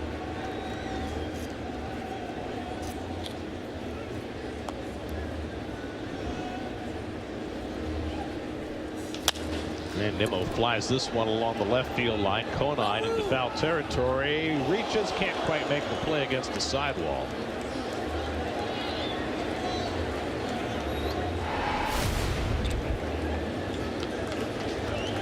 Now, it almost came down, hit him in the head, and he face planted this. I think he almost jammed his wrist with his glove hand into the sidewall as well. Boy, he looks a lot like his dad, doesn't he? He does. Big, strong kid. Looks like he kind of maybe hurt his left hand a little bit. Yeah, I think he just jammed his glove into that sidewall.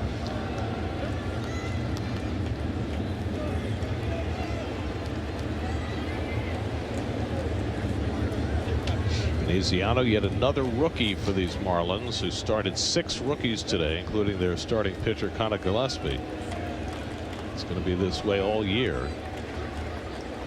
Griffin Conine, another one of those rookies, trying to shake that off. Nimmo swings and misses at a high fastball, and it's 1-2.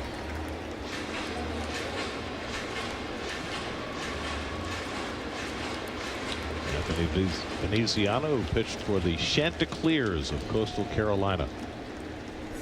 And he gets Nimmo chasing a slider for strike 3.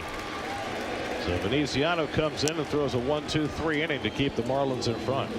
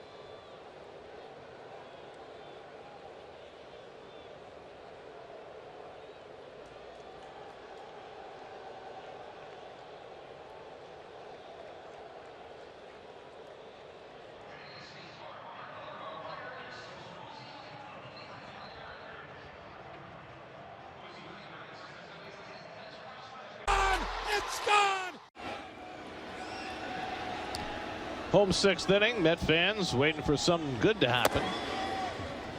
Mets down 2-1 as we go to the bottom of the 6th. Reed Garrett came on to get the final out in the 5th. Stays on for the 6th, facing Liam Hicks, the left-hand batting catcher, who had his first big league hit in the 2nd inning. And he hits one deep to right center field. Back goes Soto. He'll have room on the warning track to make the catch. Long fly ball by Hicks for the first down. We check in with Steve. You know, guys, as long as this ballpark's been around, it feels like these last couple of nights have been unique. I can explore new things because the roof is almost never open. And I noticed last night and tonight that in left center field on this porch where I'm standing, there are a ton of people, more than usual. And the reason is, I mean, the view is great, but this breeze behind me when the roof is open and the panels are open behind me is a glorious place to watch a baseball game. And since I've been out here, I actually got to thinking that it may be why we've seen some of the difficulties with the fly ball reads.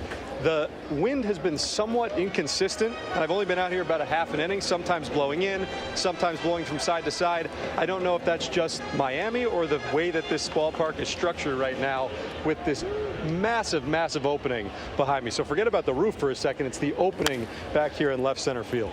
Vientos handles a hard grinder from Eric Wagaman for the 2nd out. Well, certainly we've seen that from the beginning of the game. The ball Vientos hit that it looked like he covered that got knocked down in left center, and then the ball that Taylor misplayed, which opened the door for the Marlins to score their 2 runs. I wonder too, given the structure and how high up this wall is before the wind really plays a factor, I wonder if that also messes with the read because of the way the ball moves in the air, but depending on line drives, how it wouldn't. Javier Sanoja takes one the other way for a 2-out hit. So Sanoja, who struck out in his 2 at-bats against Clay Holmes, wastes no time against Reed Garrett, goes the other way. Cut and slash here. Up in the strike zone, down the middle. Look at that level swing and going that way with it. Sanoha, who has played shortstop, left field, and center field in this series, has his first hit in the series, and now Xavier Edwards, who had a bunt hit to spark the 2-run rally in the third for the Marlins. And Garrett misses outside with a fastball for ball 1. Clay Holmes went 4 2/3 through 85 pitches, 6 hits, 2 runs, only 1 earned, 2 walks, 6 strikeouts. Very much like his first start. So in 2 starts, he's gone 4 2/3 in each, and he hasn't allowed an extra base hit in either. Off Reed Garrett's glove, and that's going to be an infield hit. Well, once Garrett didn't field it cleanly and it rolled into no man's land, no chance for anybody to make a play on the speedy Edwards. Just popped out of his mitt. Oh, he closed the glove too quickly. Small defensive mistakes by the Mets have really cost them in this game. The Taylor misplayed fly ball, the Vientos bad throw on a play at the plate. Now Garrett unable to field a ground ball cleanly. And with the Mets not hitting right now, those mistakes become magnified. Now Kyle Stowers gets a turn at bat with 2 out and 2 on. You can certainly make a case that with better defense, Holmes would not have allowed any runs today. Stowers walked twice, scored a run, grounded out his last time up. Good speed on the bases for the Marlins. Sanoha at second, Edwards at first, and Stowers takes fastball strike, 0-1.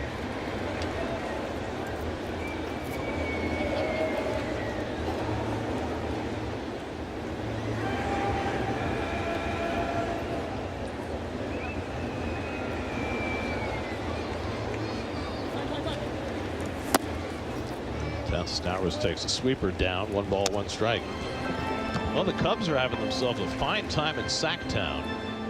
They scored 18 runs in the first game of the series against the A's. They won last night, and they're up 10-2 in the 9th today. They are leading the National League in runs. Kyle Tucker came into the day having homered in 4 straight games. Grounded down to first, and Alonso fields the hop. Garrett covers, and so Reed Garrett gets 4 outs for the Mets. Keeps it a 2-1 game going to the 7th.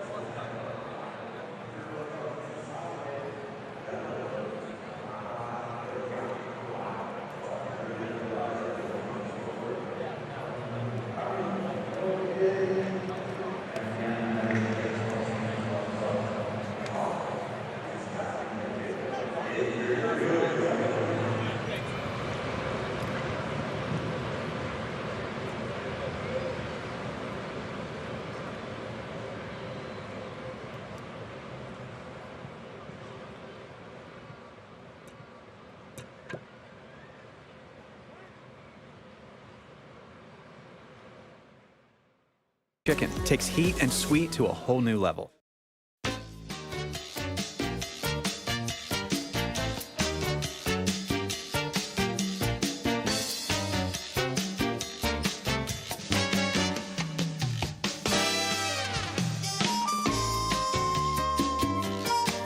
Well, the Mets aren't going to see the likes of this for a while. Heading for some April Northeast weather. Home opener on Friday. Jesse Winker leads off in the 7th. Lake Bacher is on to pitch. Nick Fortes is now catching. Bacher had a clean 8th last night. Got 3 ground ball outs. And this is with his splitter. 2-0. Winker today is fouled out and struck out 0 for 2. Winker, Vientos, and Beatty for the Mets in the 7th. Mets had just 5 hits last night. They've managed just 4 hits today. And Winker taking all the way, and that fastball missed, and now it's 3-0. Mets have not drawn a walk today.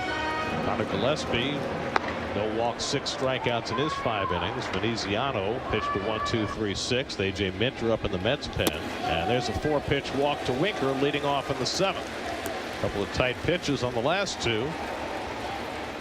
But Marlins pitchers issue their first walk of the day. And now the tying run aboard for Mark Vientos. Mark had another frustrating at bat in the 4th inning. Came up with a runner at 3rd and struck out in a slider out of the strike zone. 0 for 2 today, 2 for 21 to start the year.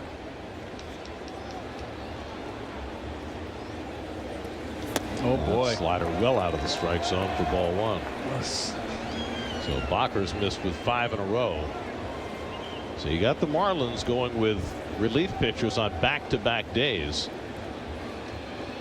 Clayton McCullough did it over the weekend with both Bender and Fauché, his 8th and 9th inning guys, up and in with a fastball, and Vientos hacking at a pitch out of the strike zone 1-1. And now doing it today with Veneziano and Bacher.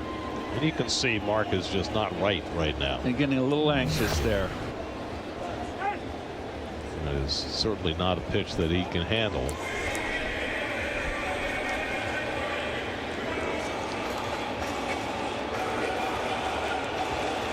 See a lot of sliders from Bacher. Took a fastball though right down the middle for a strike, and it's 1-2. So he swung at a fastball out of the strike zone and then took a fastball right there. That's the 2nd time. 2 at bats in a row he's taken a fastball. And then he strikes out on the slider. So things continue to go sideways for Vientos. That's the first out of the inning. Makes me think that he's looking for the breaking ball. You know, you got a pitcher out there that threw 6 straight balls, and he chased that. Just a good bait slider right there. So now Beatty, who's 0 for 2, 2 ground ball outs today. He's 1 for 12 to start the season after a great spring training, and he goes after a high fastball, 0-1. Mets are just not hitting as a team. They came into the day hitting 179 as a team, despite having a breakout game on Monday. They've scored 3 or fewer runs in 4 of their first 5 games. Up on the way to Beatty, a ball and a strike. And now heading for the colder weather. That doesn't help the bats either. That's caught a break with the schedule starting off in Houston and Miami.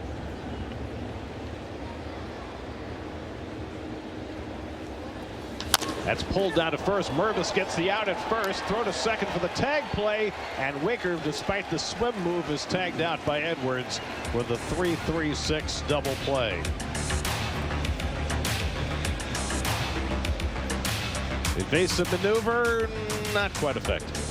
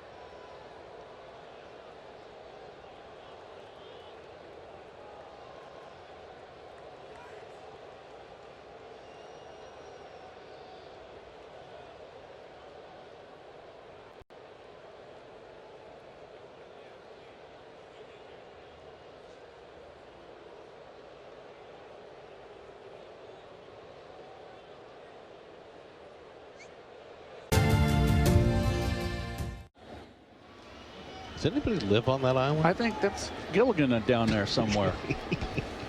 The skipper. A.J. Minter's first pitch, driven by Griffin Conine deep in the gap, and that's going to land on the warning track and hop over the wall for a ground rule double. So A.J. Minter greeted rudely. Conine's third hit of the day, his first double of the year, and the Marlins are in business in the seventh. Went right with it. Not much of a follow through. Slipped coming out of the box. Look out. Lucky it bounced over the wall, otherwise it would have been a single.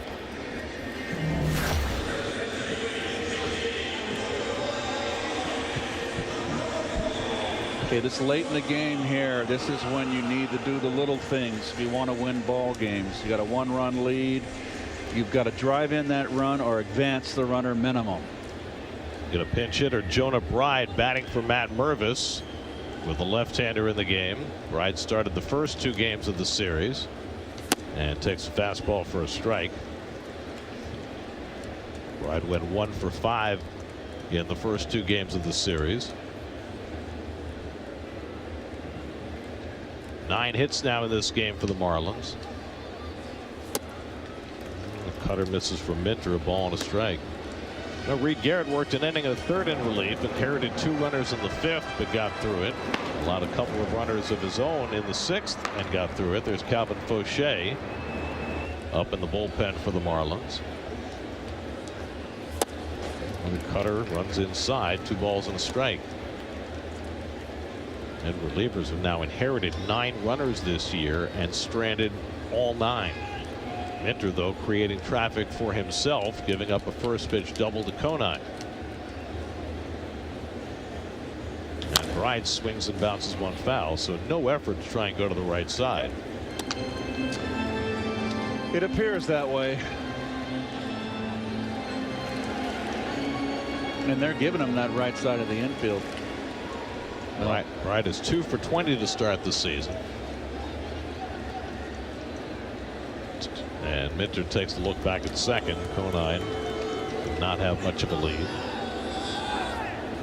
A.J. Minter's second outing for the Mets. He came into Friday's game in Houston, pitched a hitless inning. 2-2 coming. And the changeup outside, 3-2. Ryan Stanek getting up now in the Mets bullpen. Minter not looking sharp through his first 2 hitters. Mets have an off day tomorrow, so Carlos Mendoza can afford to use his A bullpen today. And just got a piece of that cutter to stay in the at bat.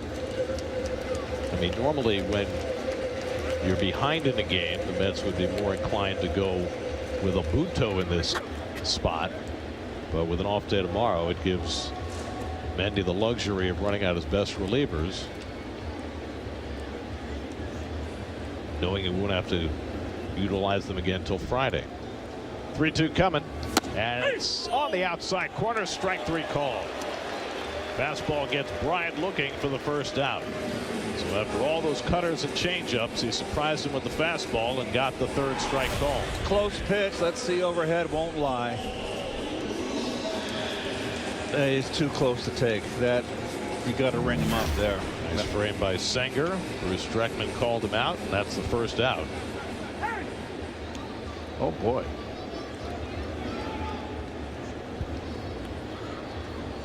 That was a very emphatic time there by Bruce Streckman.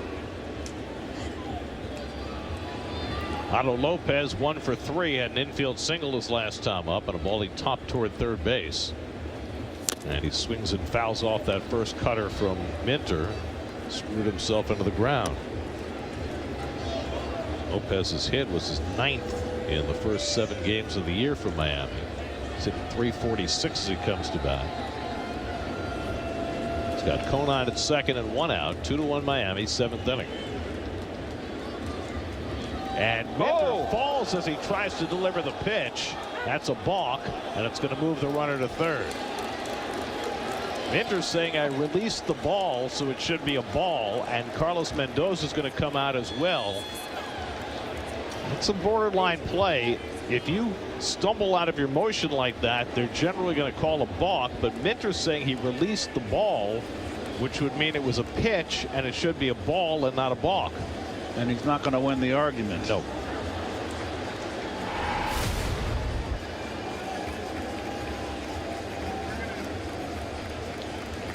Just hit the side of his leg, and he did release the ball. And he did. I can't tell you that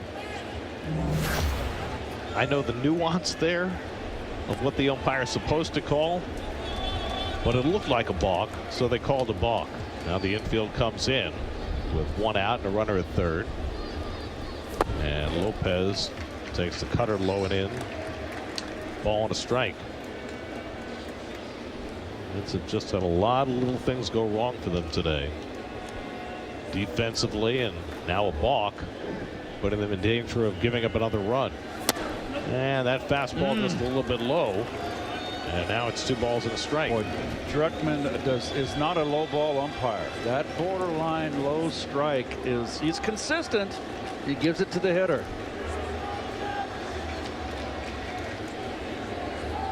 Lopez tops one toward third. Vientos grabs it in fair territory. The throw to first is too high. Vientos thought it was a foul ball, and so he was stopping. If he thought it was foul, he should have let it go. But the home plate umpire, Druckmann, said it was fair, and it cost the Mets a run. Comes in hard. Oh, he gets in bad position too. That's because he thought it was foul. It wasn't fair territory. He wasn't in position to throw because he was breaking it down. It's kind of like when he was running to first base yesterday. But when he makes the play, Garrett, it is fair. So it's a bad judgment right there. He should have let the ball go. It would have gone foul. But instead, it goes as an infield hit for Lopez, and it's 3-1 Miami. Jeez. So Vientos really having a rough go of it. And now a bunt attempt by Paulie with Vientos playing back, and he fouls it off. So the defense has kind of betrayed the Mets here.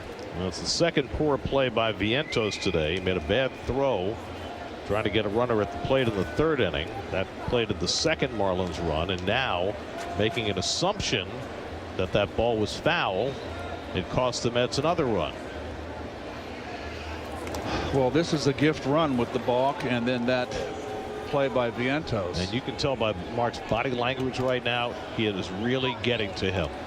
He's had his head down between pitches. Got to concentrate on the next play. Slider misses to Paulie, a ball and a strike. I mean, we talk all the time about the sophomore jinx. There's so much expectation on a guy like Vientos after the year he had last year. Sure. Obviously, he's having a rough start, but it's only a week. Right. But it can compound.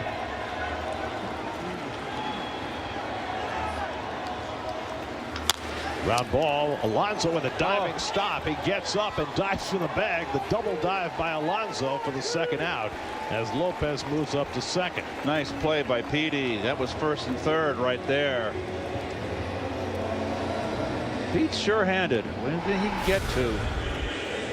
I mean, that's a good reaction right there. Very nicely done. He makes more plays leaving his feet than any first baseman in the game. And he's a big guy.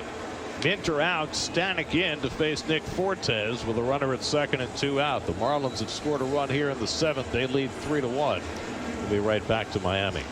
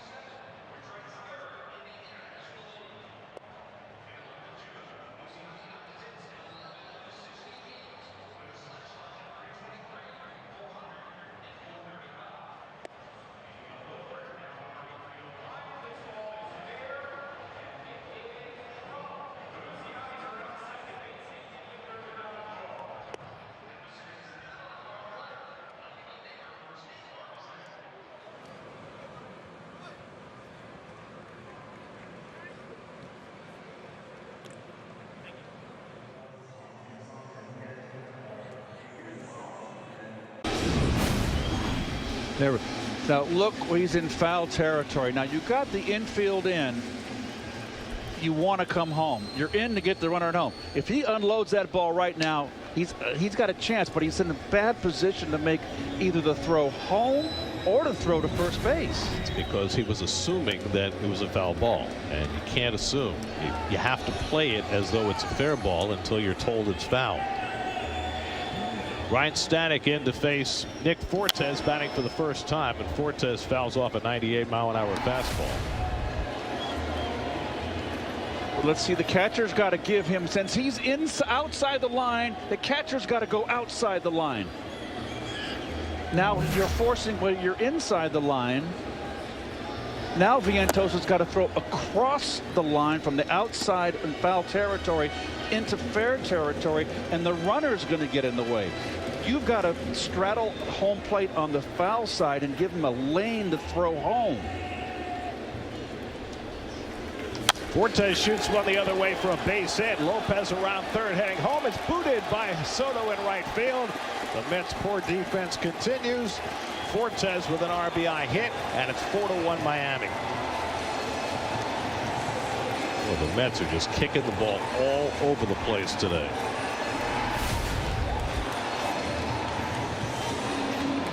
Well, good hitting right there. They open up that right side of the infield with the way they position the second baseman. And that's a trend now. I don't think Soto would have had a chance to throw out Lopez. He runs well. Yeah, I don't think so either, but the Mets are not hitting right now, and they've got to pick themselves up defensively. That's half a dozen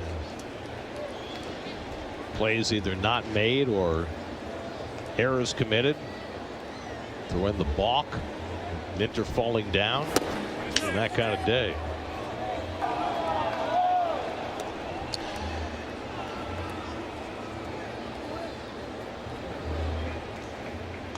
You know, Gary, I got to believe that Vientos didn't throw home because Senger was on the inside of the line, and we had the runner involved in his line of his throw, and then everything blew up after that. Honestly, Keith, I think when he caught that ball, because of the position that his feet were in, because he had already given up on the play, I don't think he would have had a chance to get the runner at home, even if he had a clear lane. I disagree with you. I think he knew it was fair, and I think that he was coming into foul territory to make because the runner's running and get a lane to throw, but the catcher was not there, was inside, and it's like, oh my gosh. 2-2 to Wagaman, who's gone 0 for 3 today. So Stanek becomes the first Met reliever to give up an inherited run, as Lopez scored, charged against Minter's record. Minter winds up giving up 2 runs in his 2/3 of an inning. 2-2 to Wagaman, and he just missed away with a slider and a full count. Well, this has been an ugly inning for the Mets. Been kind of an ugly day. 3-2.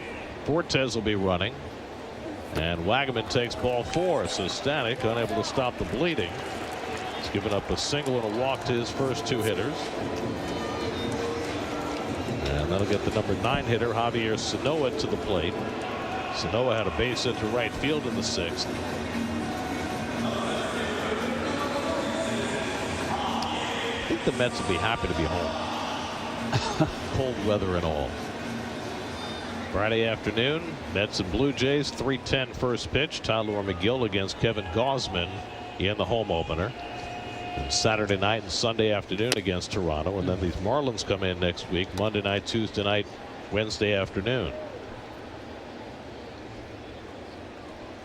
And we're told hard sellout Friday, use mass transit.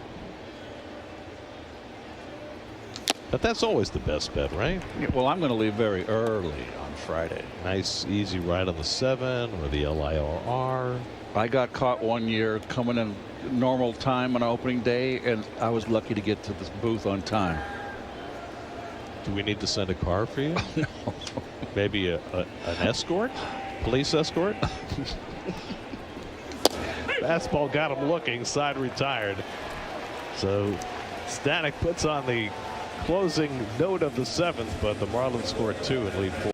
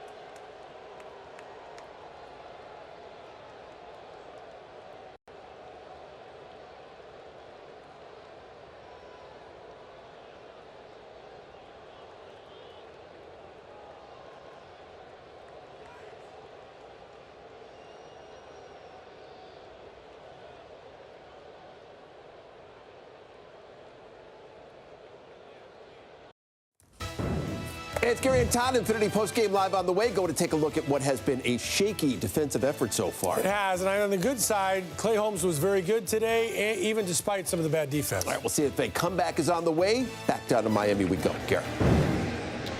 All right, changes for the Marlins. Jonah Bride now playing first base. Calvin Fauché is on to pitch the 8th inning. Tyrone Taylor leads off for New York and takes fastball for a strike. Fauché became the closer late in the season last year for the Marlins after Tanner Scott was dealt. He had 6 saves going down the stretch.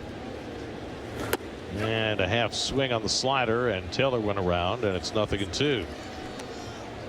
Marlins bullpen's been good. Anthony Veneziano and Luke Bacher each worked a hitless inning. And now Fauché in the 8th, facing 8, 9, and 1 in the Mets order. And Taylor pulls one down to third. Nice backhand stop by Paulie. And he throws him out, 1 away. Nice backhand.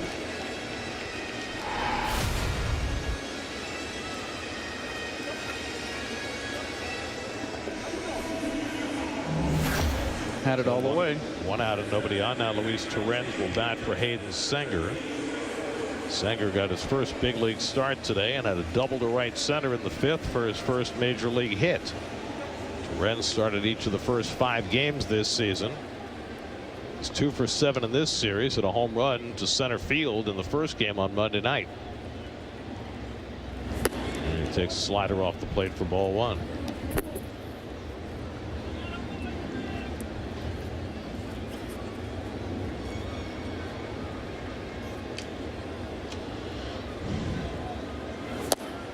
Fastball in for a strike, 1-1. Calvin Fauché, former Tampa Bay Ray, came out of the University of California at Irvine. He is an anteater, not to be confused with an aardvark. There's only 1 A in anteater and 3 in aardvark. Actually, there are 2 A's in anteater and 3 in aardvark.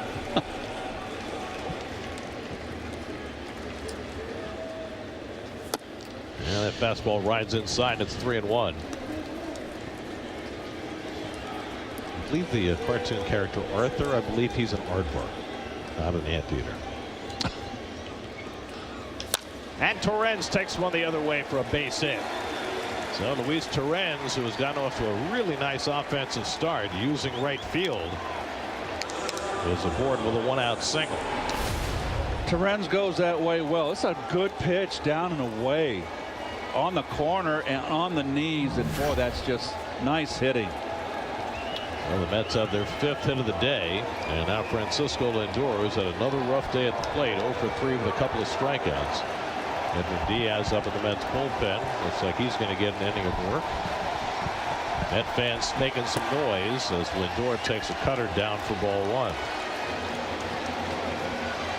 Lindor's had 1 career at bat against Fauché, 0 for 1. He's 1 for 18 to start the season.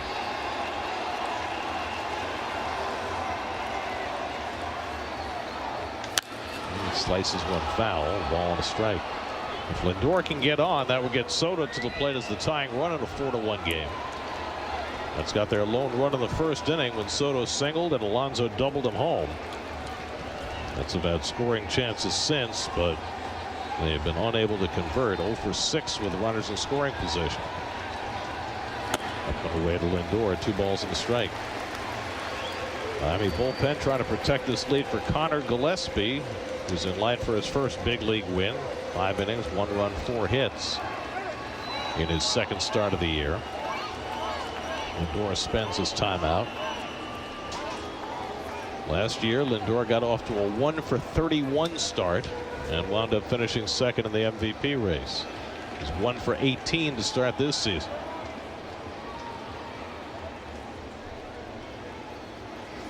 And that fastball just misses, and now it's 3-1.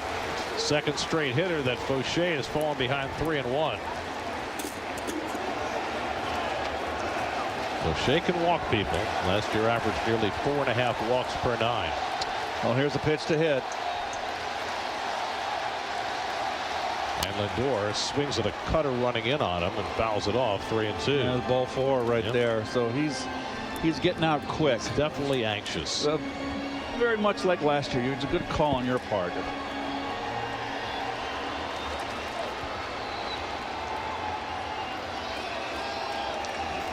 Three and 2, 1 out. Torrens the runner at first. Soto on deck. And Lindor cracks one into right field for a base hit. Torrens around second. He'll go to third. So Lindor gets the base hit, and that'll get Soto to the plate as the tying run. Got a breaking ball on 3 and 2, and he hit it hard. Down and into a left-hand hitter. That was out of the strike zone. He went down and got it. That's a good sign right there. So Soto up in a big spot.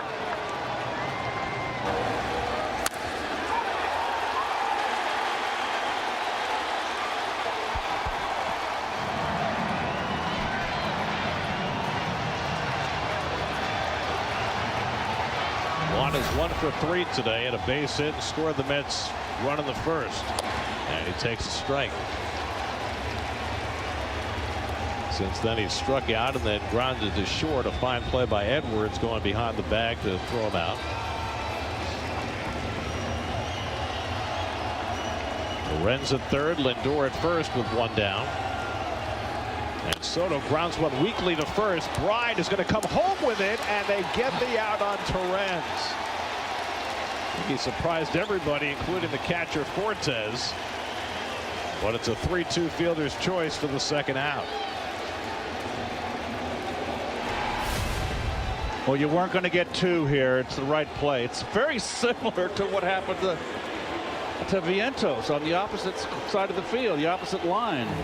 So he didn't have a runner in the way. Yes. Okay, Big Pete. So it's left to Alonso, who has a pair of doubles today, and the only time he was retired he had a scorching line drive to left field that was caught. So Pete has really stung the ball 3 times today, and the Mets need a little more sting out of him this afternoon.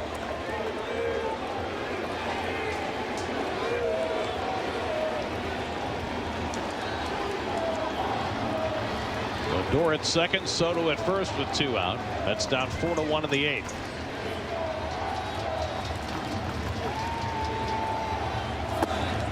Spikes that one low and away, ball 1.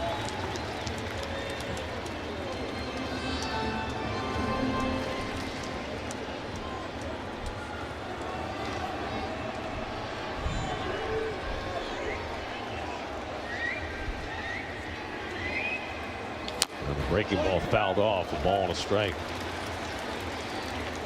Pete doesn't get cheated, I'll tell you that. He takes his cuts up there. In his 3 at-bats today, Alonso has hit the ball 114, 113, and 107 miles an hour. It's a lot of speed. And sweeper low and away, 2 balls and a strike. And he is not, as Steve was talking about, has not been fishing for that breaking ball out of the strike zone.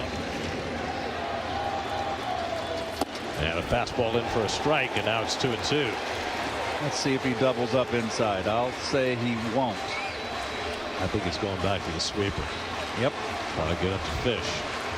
Pete took that pitch. It's kind of we're looking for the breaking ball. Remember, he's been going that right center field, even though he's pulled 2 today. Brandon Nimmo would be next. 2 out, 2 on, 2-2 to Alonso. And Pete does fish for the cutter and fouls it away. Falls outside. Yep. Almost got Siri.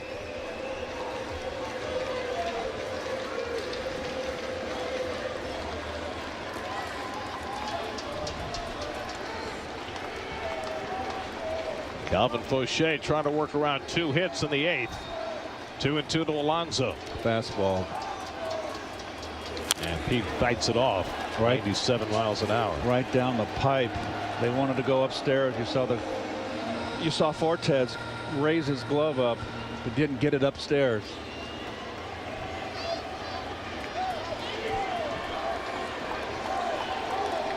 Mets are 0 for 7 with runners in scoring position today. Alonso trying to change that. 7th pitch of the at bat. And he fights off another one. Cutter that time.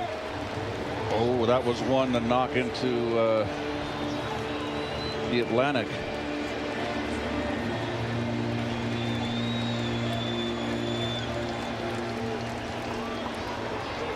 Battle continues. Fauché and Alonso. And Pete just got a piece of that cutter to stay in the at bat. Boy, it just makes me think now you got to pop him inside. Let's see.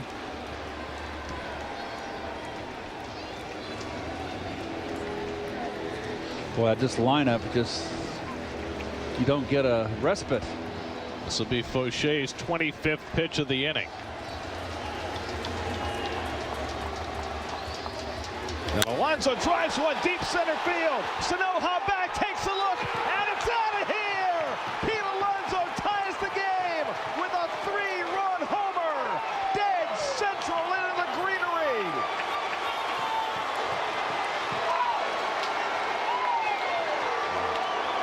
On a day when the Mets have been falling all over themselves, Alonso's been front and center, hitting bullets all over the ballpark, and that one clears the wall to tie the game.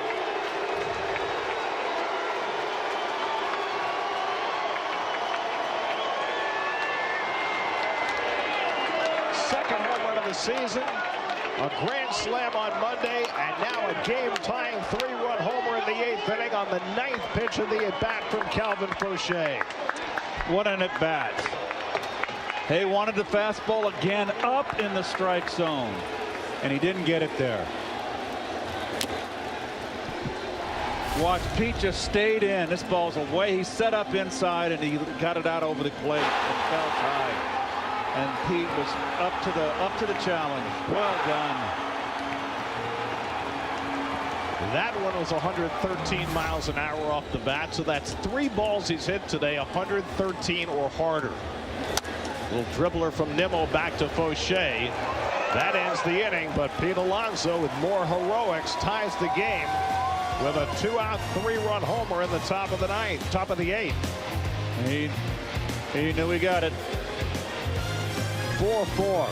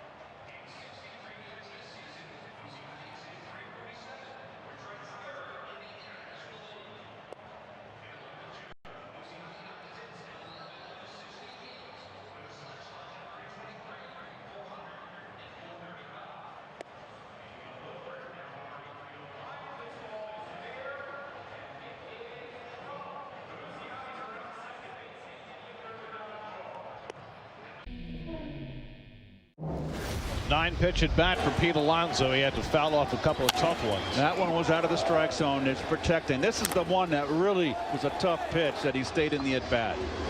They wanted to come inside Gary with the fastball. It was the right pitch, but he didn't get it inside. He didn't get it up. He got it out over the outer half, and Pete just really a terrific at bat. And now with the game tied, Edwin Diaz is going to come in to pitch the bottom of the 8th inning. Diaz was up in the bullpen with the plan to get him an inning of work today before an off day tomorrow. But since he was already up, he's going to come in and pitch the 8th, which I guess leaves Jose Buto to pitch the 9th. Xavier Edwards at the top of the batting order fouls off the first fastball from Diaz, who's making his 2nd appearance of the year. He was electric in getting a save on Friday night in Houston. Luis Torrens, who sparked that rally with a pinch hit single, stays in to catch after pinch hitting for Sanger. Fastball inside to Edwards, 1-1. Well,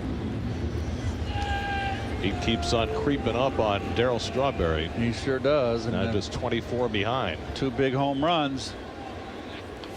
Little number to the left side. Vientos dives, but he'll have no play on the speedy Edwards, who has his 3rd infield hit of the game. Ball he was hit off the end of the bat, had a lot of spin on it. Once he has to dive for it, he's not going to throw out Edwards. And if it gets by him and Lindor gets it in the hole, you're not going to throw Edwards out. And now you have to be concerned about the stolen base, because Diaz is not good at holding runners, and Edwards stole 31 in only 70 games for the Marlins last year. And you got Torrens behind the plate now, who throws well, more extraordinarily well. First throw over by Diaz. Kyle Stowers the batter. Stowers has walked twice, grounded out twice. The Mets 4 runs, 7 hits. The Marlins 4 runs and 12 hits. There goes Edwards' first pitch, and no throw. He got a huge jump and steals 2nd uncontested. 2nd stolen base of the year for Edwards. He got a great jump. Now let's see how they play it. And it goes to the backstop, and that'll get Edwards over to 3rd. First slider thrown by Diaz, and he spiked it.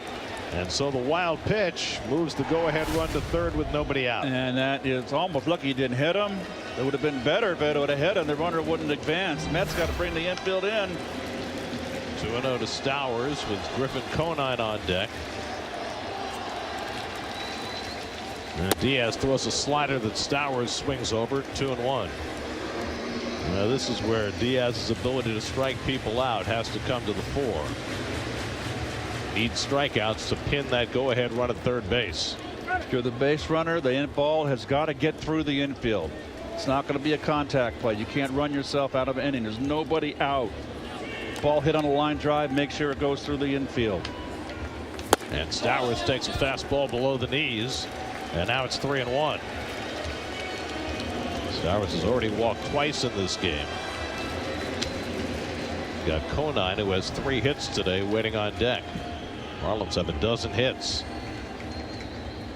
And another good slider by Diaz to get the swinging strike. Full count. Just seen the Marlins, they're young hitters. They swing at a lot of bad pitches. They threw him the slider 3-1. I can throw it again. He does, and it's in there for a call, strike 3. Diaz comes back to strike out Stowers for the first out. Backdoor. It wasn't intent. You saw Torrens set up inside. So after throwing the wild pitch on his first slider, he gets all 3 strikes in that sequence with the slider. Infield stays in with 1 out. Here's Conine, who has 2 singles and a double today. And he fouls off the first slider, 0-1.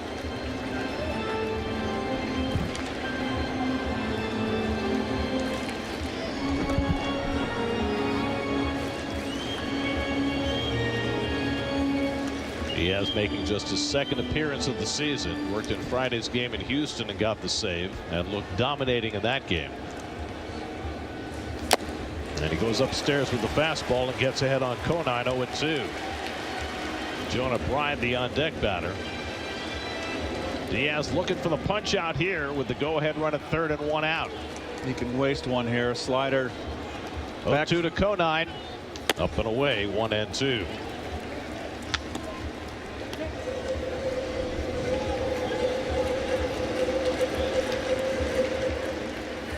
The infield up all the way around. Speed at 3rd with Xavier Edwards. 1-2. Fouls off the slider. Still a ball and 2 strikes on Griffin Conine. Throw him a back foot slider here. See if he goes fishing.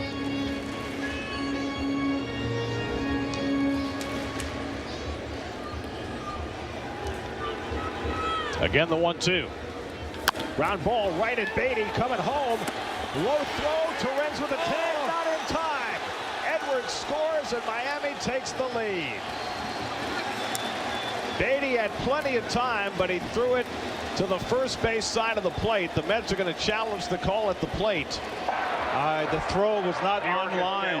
Be safe call at the plate. He had to backhand the throw. He threw it on the other side of the bag. If he's safe, that's the reason. I mean, it was a heck of a play by Torrens just to get there, but he couldn't get the glove back in time to tag the hand of Edwards, who appeared to get in safely. I think he's safe, Gare. I agree. I mean, if Beatty just makes an on-line throw, he's out by a mile. Oh, he's out by a mile, is right. So the Mets have played very sketchy defense all day long, and that's just another piece of it. Yep. Beatty had all the time in the world to throw that ball to the 3rd base side of the plate, as he should have, but it went to the 1st base side of the plate, and Torrens had to bring it all the way back around. The defense on the infield has been very shoddy today. Infield and outfield.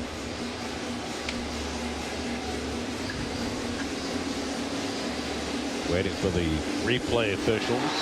He beat it. Yeah, Bill Miller and Ron Culp are the crew chiefs in the replay center. Tried the did he get him on that wrist before the hand hit the plate? Oh boy, let's see. It's hard to tell from that angle, but it's possible that he tagged that black sleeve. How can you just before the hand came down? He's got his hand up in the air. Very hard to tell. I don't think there's enough evidence there to overturn, but let's hope they there could will overturn be. it. Now let's see. Do you see any air between? See, hard to tell. It's hard to tell in this angle because his hand was up in the air. After review, the call in the field is overturned. Whoa. The runner is out. The Mets New York will get retain the their call challenge. in their favor to keep the game tied. How about that? Didn't get the hand down. And a sigh of relief for Mr. Beatty. Wow. And Clayton McCullough loses his challenge. Boy, I think the Mets caught a big break, because in many cases, even if you thought there was a possibility that the tag was made, generally they'll say call stands, not enough evidence. But in the opinion of the officials in the replay center, they said he had enough evidence. And let's not forget, nice play by Torrens. I mean, he made a terrific play. He had to short hop that ball on the backhand and bring it all the way around to get that tag down. And so it's a 4-2 put out at the plate for the 2nd out of the inning. Conine is aboard, and Jonah Bride is the batter. So the Mets got a huge break, and now Diaz tries to make it stand up. And that slider appeared to confuse Torrens, but he manages to corral it 1-0. Tyler Phillips, whom the Marlins acquired from the Phillies last week, is up in the bullpen now. Looks like he'll get the top of the 9th. I'll tell you that Anthony Bender might not be available for Miami. Bender got the last 2 outs last night.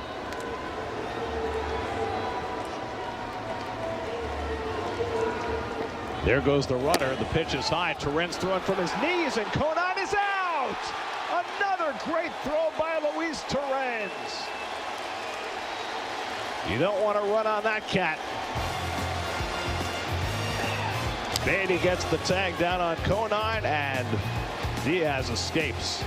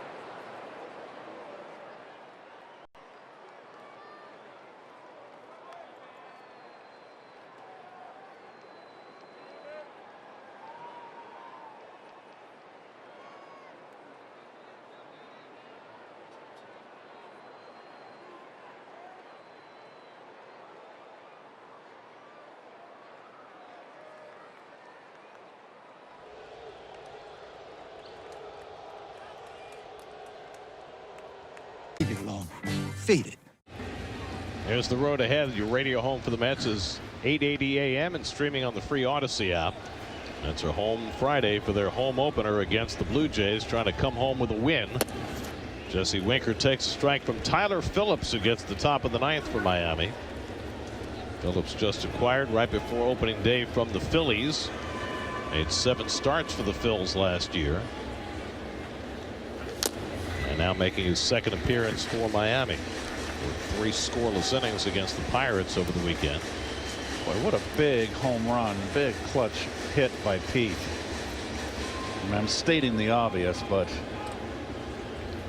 Winker's 0 for 2 and a walk today. And Jesse pulls one down to first, backhanded by Bride. Makes the toss to Phillips, 1 out. Luis Torrens gunning down Griffin Conine to end that bottom of the 8th inning. Has now thrown out all 3 runners trying to steal against them this year. Remember, the Mets last year gave up 28 stolen bases before they first caught anybody. But Torrens has made such a big difference from the day they brought him up last year. There's Mark Vientos, 0 for 3 today, and he chased a slider out of the strike zone. 0-1. But a very frustrating day for Vientos at the plate and in the field. Just 2 for 22 to start the year, but he can erase all that with 1 big swing. Another slider misses away, ball and a strike. Behind Vientos is Brett Beatty.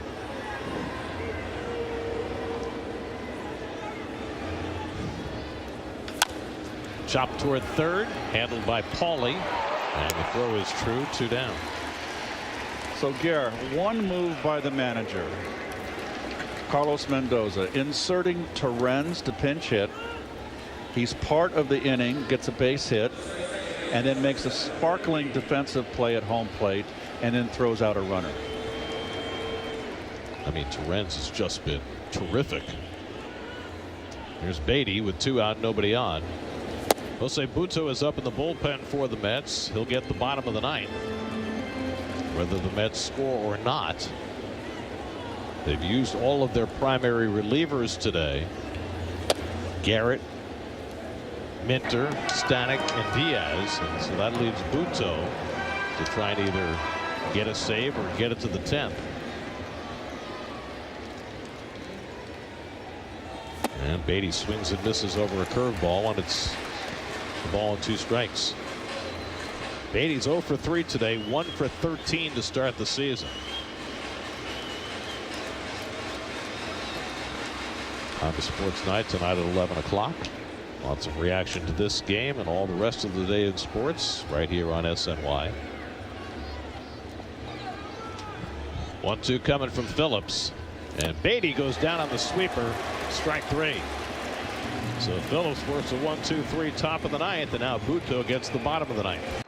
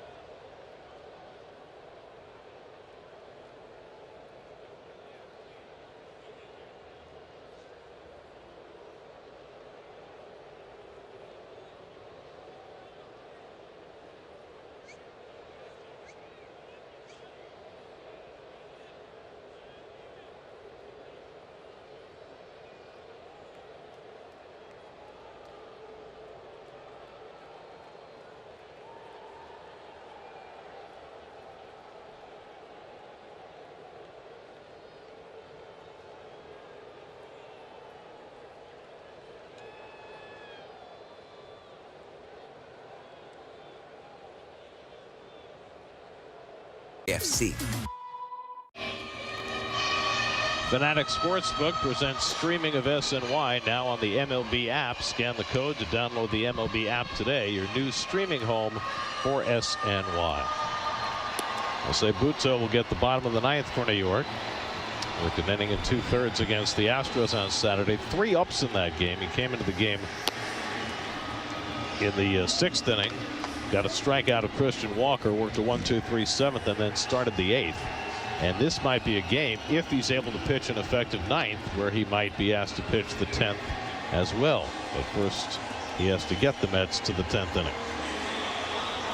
Jonah Bride will lead off in the bottom of the 9th. This will be Bride's second at bat. He came up as a pinch hitter in the 7th, took call third strike against A.J. Minter. Minter was charged with 2 runs in the 7th, and the Mets were down 4-1, but Pete Alonso saved the Mets bacon with a 3-run homer in the top of the 8th. And then the Mets, on an overturned call at the plate, kept the lead in the bottom of the 8th. And Bride takes the first pitch from Butto, up high, ball 1. Butto has thrown far more sliders in the spring and into the regular season than we've seen in the past. It's a fastball in for a strike, and it's 1-1. 3 of the 4 wins of the Marlins have been walk-offs in this homestand, this first homestand of theirs. And a slider in for a strike, 1-2. Well, they were the first team for whom their first 3 wins of the year came with walk-off since the 2003 Tampa Bay Rays. And they've got a chance for another one today. And Bride hits the breaking ball foul. Butto continues to lean on his breaking stuff.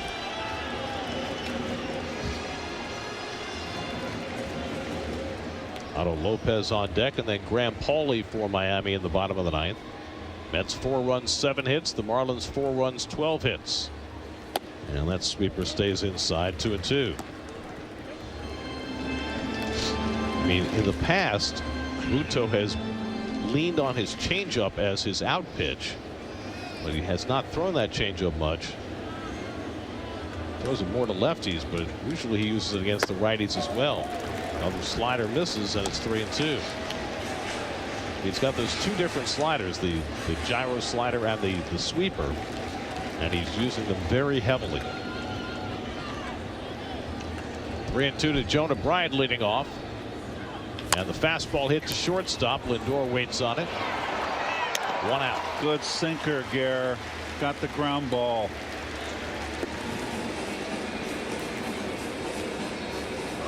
So 1 out and nobody on. And now Otto Lopez. It's Lopez who hit that little chopper along the third base line that brought home Griffin Conine when Mark Vientos didn't appear to have a play. And Lopez got an infield hit out of it. In fact, he has 2 infield hits today, and Xavier Edwards has 3 infield hits. This one's hit deep to center field. Taylor going back on the warning track. He'll have room to make the catch. Lopez, who homered in the first game of this series, making a bid for a walk-off home run, but came up about 10 feet shy. Got under it just enough. Just enough in the deepest part of the park. That's Pete territory. Pete hit his one, hit his into the greenery. Just go quite as far. Just got under it a little bit. So 2 out and nobody on. Now Graham Pauley, who's 0 for 4 today, robbed of a hit on a fine play by Alonso his last time up. There's the changeup. First one we've seen from Butto. Ball 1.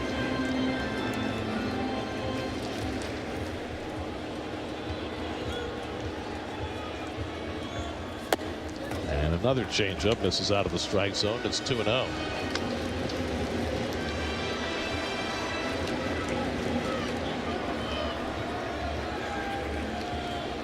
Pauley looking for his first home run as a Marlin.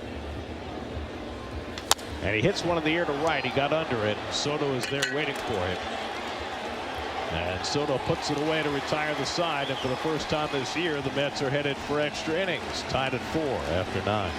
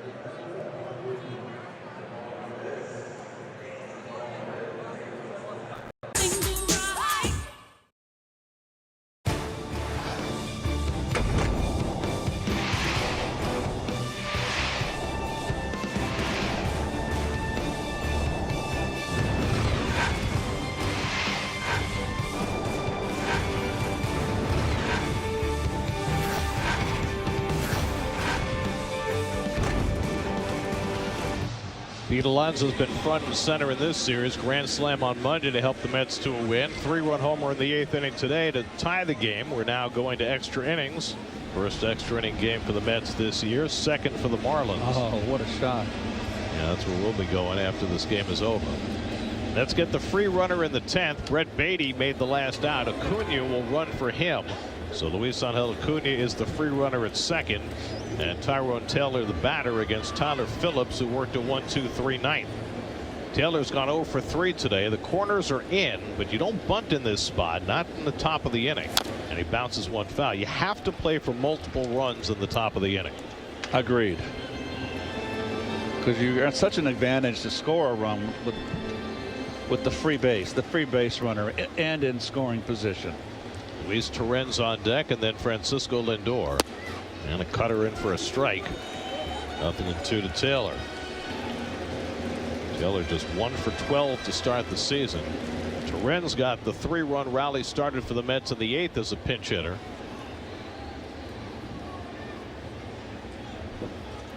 And Taylor loops one into shallow center field. Lopez going out. He won't get it, base hit.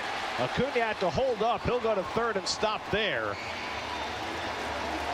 So the Mets have runners at the corners with nobody out as Taylor dunks a single into center field. Very fortunate base hit here. Good pitcher's pitch. That is just hang with them. Acuna does everything perfectly. Doesn't want to get doubled off. Don't.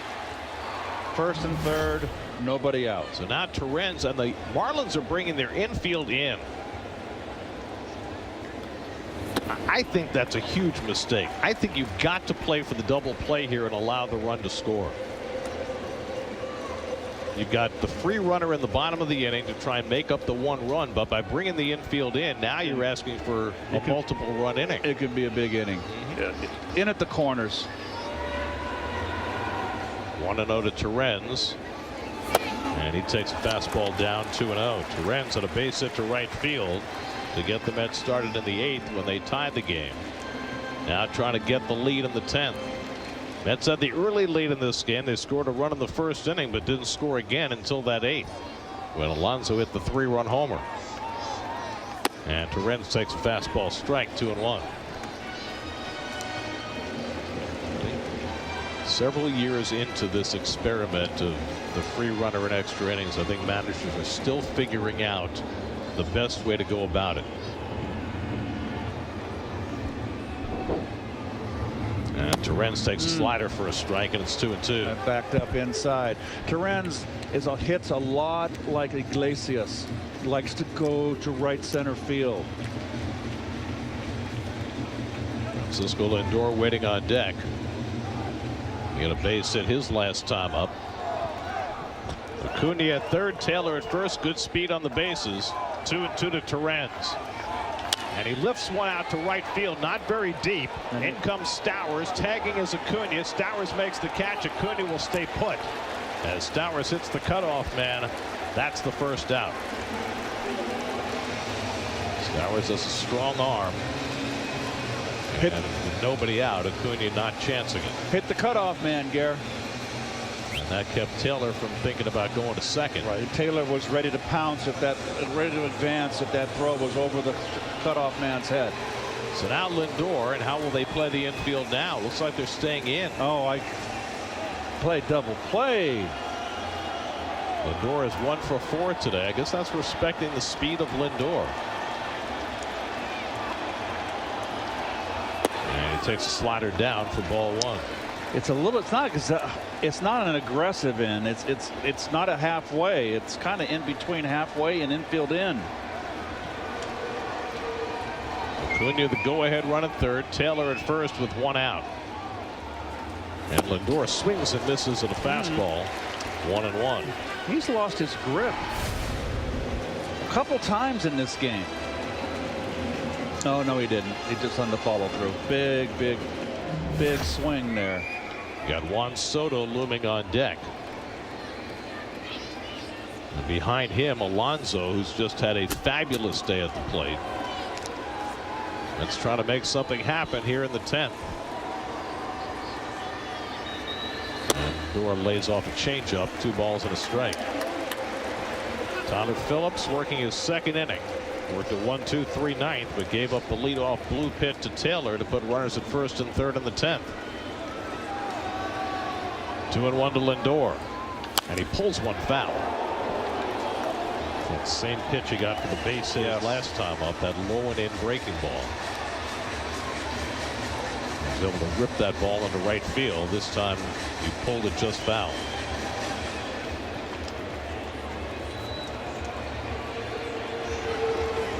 Phillips looking for the strikeout. 2-2 to Lindor. And Francisco lays off and is blocked by Fortes on a curveball in the dirt, and it's 3-2. Oh, nice block by Fortes. Perfect. Look at that. Just smothered it. I mean, he did not leave any space for that ball to escape. So now it's a full count to Lindor. You got Taylor at first with 1 out. Would you send him? Acuna the runner at third.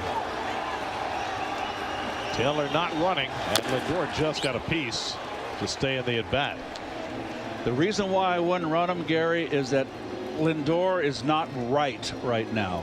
He's a little long in his swing, and you don't want to strike him out, throw him out. Now you could steal a run by getting a rundown if he does strike out, but then you take the bat out of Soto's hands, and I think at the end of the day, you'd rather have Soto up with first and third and 2 out.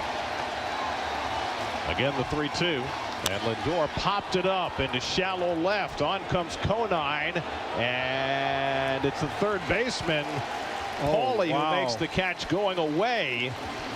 That's a play where Acuna might have thought about trying to tag, with Paulie catching that ball with his momentum going away from the plate.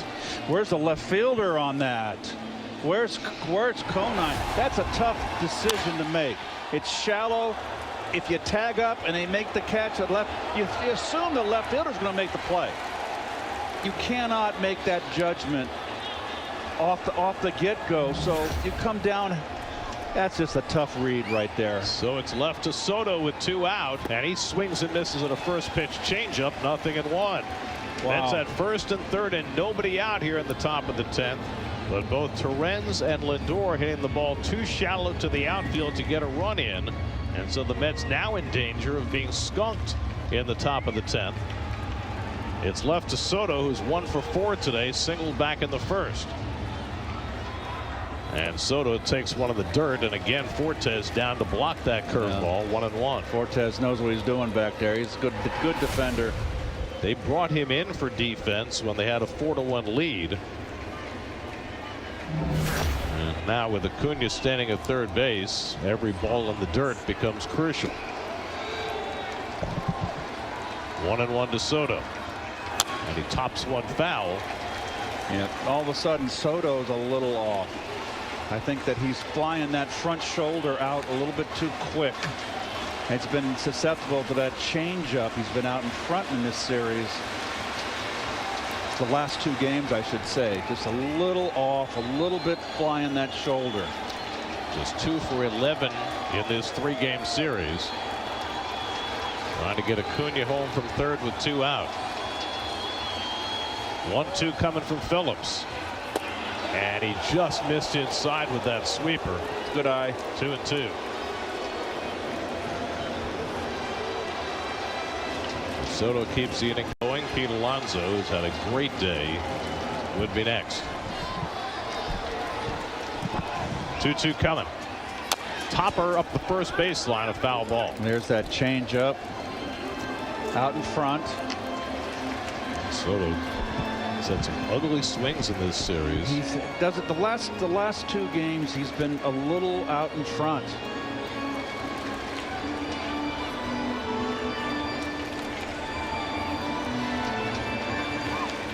Acuna at third, Taylor at first with 2 down. Again, the 2-2 coming to Soto. And he tops one toward third. Paulie comes in to grab the hop. And the Mets do not score in the top of the 10th. They had first and third and nobody out, but can't bring a run in. Still tied.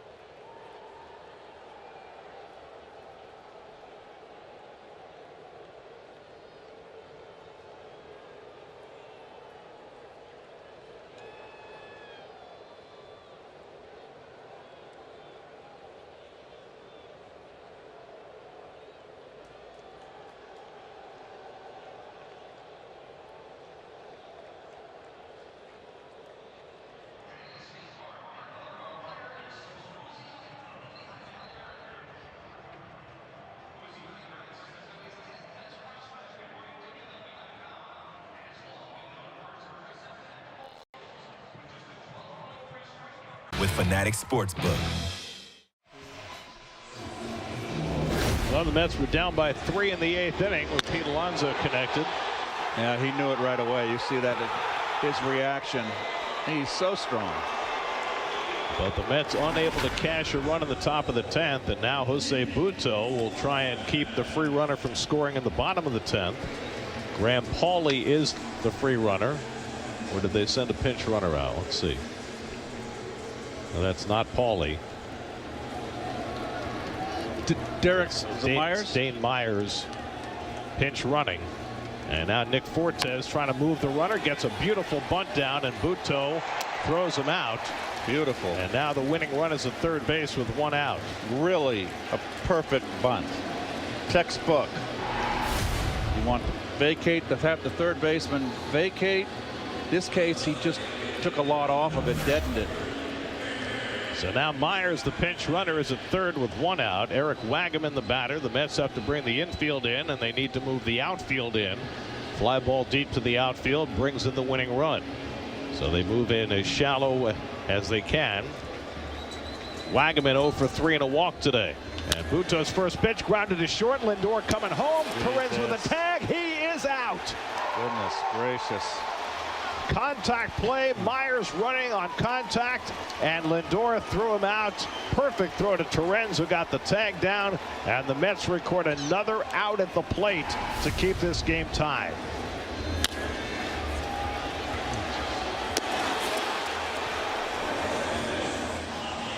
That throw was in the third base line right there. Perfectly thrown. Perfect throw. Unlike the throw by Beatty, where Torrens had to do all the work, this time it was right on a platter for him. So now 2 out, and Wagaman the runner at first, and Butto with a chance to get this game to the 11th. Javier Sinoja the batter. Luis Angel Acuna now playing second base after pinch running. And the pitch is high to Sinoja, ball 1. So the Marlins only have 1 player left on their bench. That is Derek Hill, and the Mets have 2 left on their bench, Jose Siri and Starling Marte. And Sinoja pops one up. Torrens trying to measure it in the on-deck circle. He's got it. And we're going to the 11th inning. Mets played some good defense in that 10th inning. And we move along to the 11th.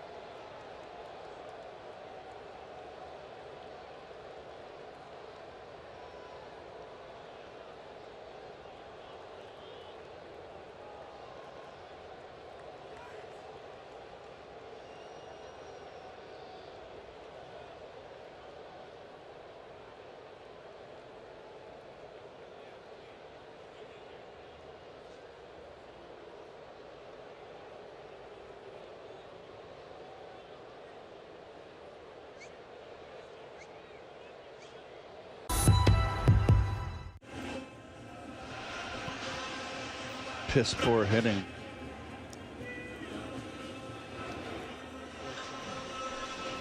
New York Mets baseball on SNY is brought to you by Infinity. Experience the Infinity lineup at your local retailer today. By Citizens, make sense of your money with Citizens.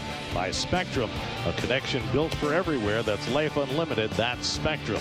And by Toyota, dear Spring, Toyota's adrenaline pumping lineup is ready for you. Toyota, let's go places. 11th inning changes for the Marlins. Dane Myers stays in the game in center field. Xavier Curry is going to do the pitching. That's him. And Javier Sinoja has moved to third base. Mets will have Juan Soto as their free runner in the 11th. He made the last out. And Pete Alonso's hit 4 balls 107 miles an hour or harder today. 2 doubles and a home run and a hard line drive to left field. Facing Curry, the former Cleveland Guardian. And his first pitch fastball in for a strike to Alonso. 0-1. Pete's doing a good job so far this year. He's looking to go up the middle, looking to right center field, but taking that inside fastball. And the curveball misses outside from Curry. A ball and a strike. Last year he tried to cover the entire plate, swinging at pitches in and then the sliders away. He's been much more selective, going towards right center. He's used all 3 fields today. Double to right center, double to left, homered to dead center. He hits this one foul down the right side. He looks, it's 1-2. He looks locked in today, I tell you that. Well, he had a grand slam in the first game of the series. He's driven in all 4 runs for the Mets today. A double in the first and the 3-run homer in the 8th. And now looking to pick up Soto from second base with the go-ahead run in the 11th. Marlins have already played a 12-inning game this year. That was Saturday against the Pirates. They won that game. Mets' first extra inning game of the year. And Alonso gets curveball and bounces it foul. Curry's got a very slow curve to go with his slider and fastball. Not a hard thrower. His fastball's about 91. Brandon Nimmo waiting on deck.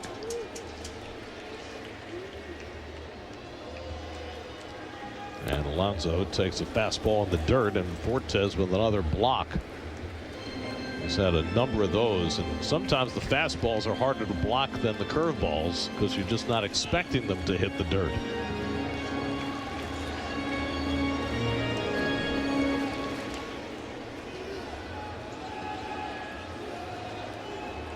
Soto, the free runner, not getting much of a lead off second. And Alonso lays off the slider, and it's 3-2. Pete's just putting together some really nice at bats. He has 3 extra base hits today. Last Met to have 4 in a game was Yoenis Cespedes 8 years ago. 3-2 coming. And the curveball bounced foul. And we saw it in the home run at bat in the 8th inning. The ability to fight off some tough breaking balls before he got the fastball to hit.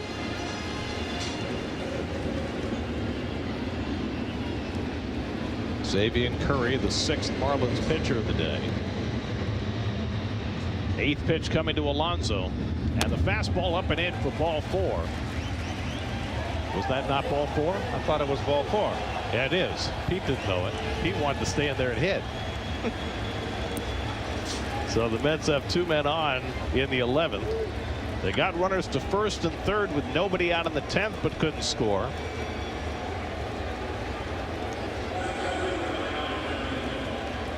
And now Brandon Nimmo, who's gone 0 for 4 today after homering in each of the first 2 games in this series. Sanoja comes in close at third, and a first pitch slider misses high to Nimmo, ball 1.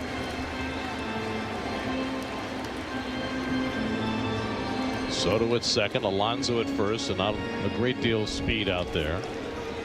Jesse Winker waiting on deck, another left-hand hitter. Curry's 1-0, and the slider misses low and in, and it's 2-0.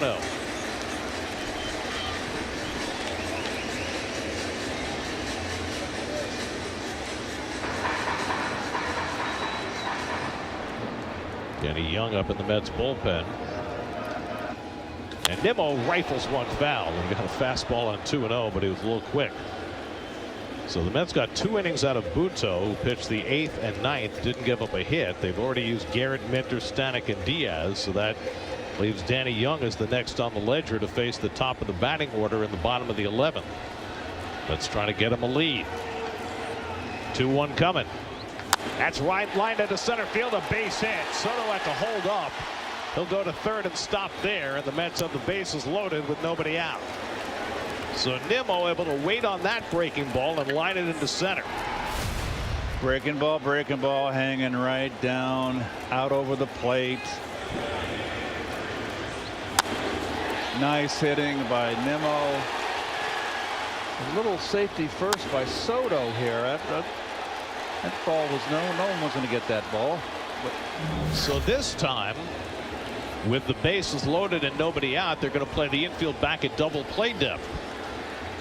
And Winker takes one in the dirt. And I don't know if that's because it's Danny Young who's going to pitch the 11th, or maybe just a change of heart by Clayton McCullough. But after playing the infield in with nobody out in the 10th, he's playing the infield back with nobody out and the bases loaded in the 11th. Or the infield in, and it is a barn burner of an inning. A big inning. I mean, they're all set up for a big inning, and you're just all of a sudden to Winker. Curry all of a sudden can't throw a strike here, in trouble. He's a breaking ball pitcher. Winker's 0 for 3 and a walk today.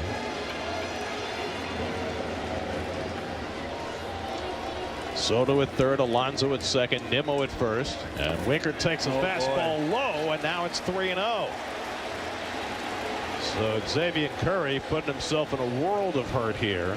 A walk, a base hit by Nimmo, and now he's behind Winker 3-0 with the bases full and Mark Vientos on deck.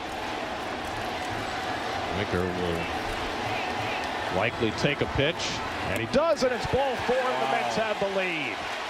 Curry not even close on 3-0. Walks Winker to force in Soto with the go-ahead run, and the Mets lead at 5-4 in the 11th. Wow.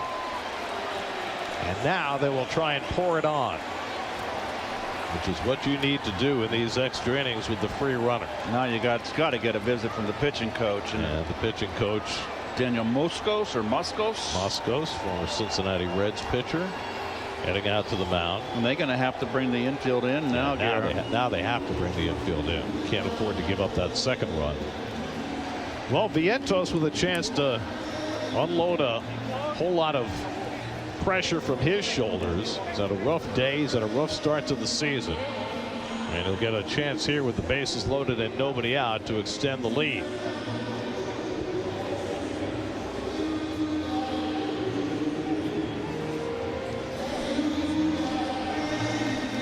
Danny Young will be entering the game in the bottom of the 11th. And unless the Mets score a bunch of runs, he'll be bidding for the first save of his major league career. Well, you got a pitcher, it can't find the plate. Do not pass on a fastball here. Vientos 0 for 4 today. The infield comes in. Bases loaded, nobody out. First pitch, slider fouled off, 0-1. Vientos has not hit a grand slam in his major league career.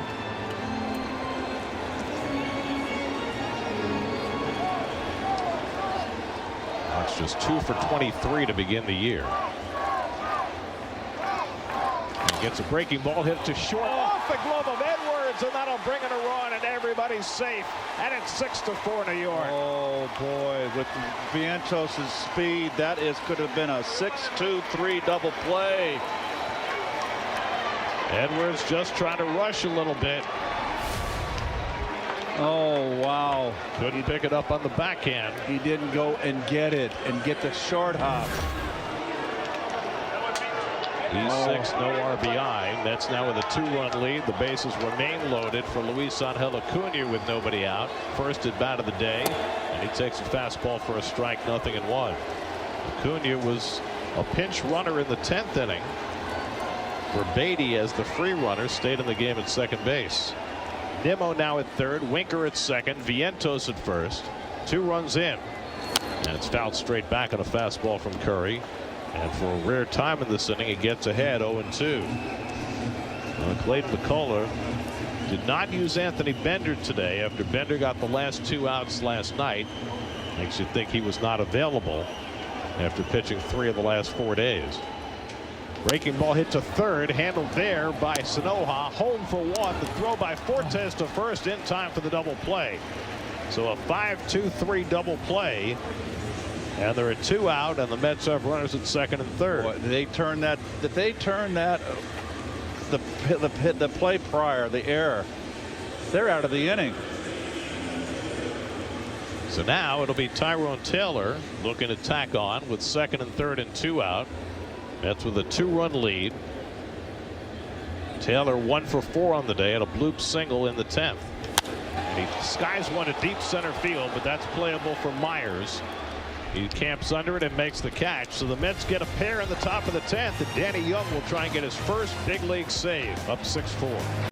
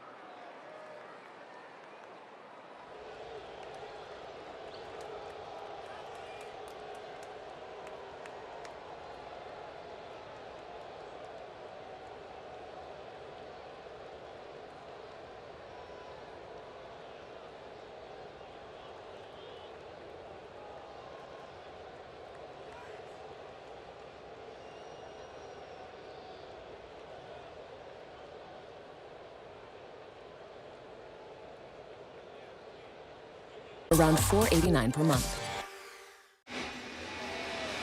Mets take a 2-run lead into the bottom of the 11th. They twice threw out runners at the plate in the 8th and again in the 10th. Terrific play by Torrens right here. The throw and the tag. Had to get that call overturned. Very marginal call, but the Mets had to go in their favor. Nice play by Torrens. And then a perfect throw by Lindor. This is routine right here. Dead as a doornail right there. My God. Myers at the plate in the 10th to prevent the winning run from scoring. So now we go to the 11th. This will be the 56th career appearance for Danny Young, bidding for his first major league save. Javier Sanoja will be the free runner at second base. Top of the batting order, Xavier Edwards leads off for Miami. This is not going to be easy. Edwards already has 3 infield hits in this game.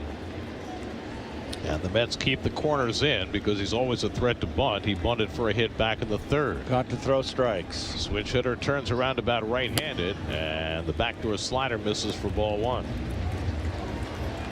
Danny Young, his 3rd outing of the year. He got hit up a little bit on Monday night in the opening game of the series. Gave up 2 runs in the 9th inning of that lopsided Mets win. That's hit through the hole. A base hit for Edwards. To 3rd goes Sanoja, and he'll score to cut it to a 1-run game. It's now 6-5. Boy, oh boy. Xavier Edwards with his 4th hit of the day. And all of a sudden it's a 1-run game. And you've got someone that can steal a base, but you got the left-hander Young, who's quick home.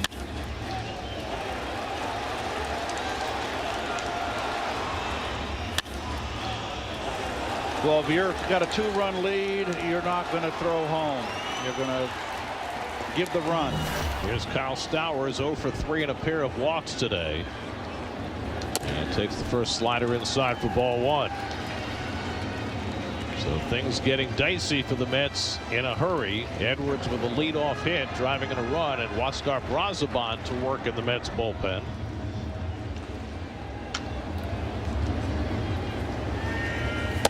And that's away, 2-0. Xavier Edwards stole a base in the 8th inning, wound up getting thrown out at the plate on that overturned call. Young, though, has only given up 2 stolen bases in his major league career. There's a knee-high strike, and it's 2-1 to Stowers with Griffin Conine on deck. 4 hits for Edwards today, 3 hits for Conine among the 13 hits for the Marlins, who had the tying run at first and nobody out.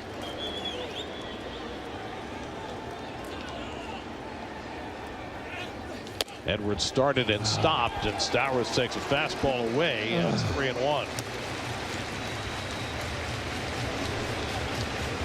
Nothing coming easily here for Danny Young. It didn't in his outing on Monday night either. That's used Garrett, Minter, Stanek, Diaz, and Butto to get to this point. And that's ball 4, and that moves the tying run to second and puts the potential winning run on base. So Stowers walks for the 3rd time today. And now Young's got himself a problem. He's got Griffin Conine coming up. He does have a left-on-left advantage here, but he did with Stowers as well when he just walked him. Well, in the first game of the series, he had issues. Gave up the 3 hits, 2 runs, and a walk. He's fallen behind. He's got to face at least one more batter, and then the Mets could make the move to Brazoban if they so desire, because you'll have all right-hand hitters coming up behind Conine. Bride, Lopez, and Myers are the next 3 hitters, and they don't have a left-handed bat on the bench. So this might be the last batter for Young. We'll be looking to generate a double play ball here from Conine, who has 2 singles and a double today. Last time up, he hit that ground ball to Beatty with the infield in that resulted in the out at the plate. So Edwards the tying run at second, Stowers the potential winning run at first. 6-5 New York, 11th inning, nobody out. Young deals to Conine, and it's away, ball 1. Oh boy. So Danny's struggling for a 2nd straight outing here in Miami. He's a South Florida guy and having trouble in his home state. Conine whacks one foul, and it's 1-1. We'll say Butto did a fine job in relief, worked the 8th and 9th, did not give up a hit or a walk. Here's a big pitch right here, Gary. He misses and goes 2-1. It's a huge pitch. And Conine fouls off the slider, and now it's 1-2. With the left-hand batter up, Lindor is playing just to the left of the bag, and that means that Edwards can't get much of a lead off second base. He represents the tying run. Now Young up in the count, 1-2. Struck him out. Danny Young throws the slider and strikes out Conine, 1 man down. And that is going to be the last pitch that he throws. Huascar Brazoban will come on to try and finish it. Got him a chase. So Young gives up a single and a walk, but he strikes out Conine for the first out of the bottom of the 10th, bottom of the 11th. And now Brazoban will come on for the save opportunity with 2 outs to get.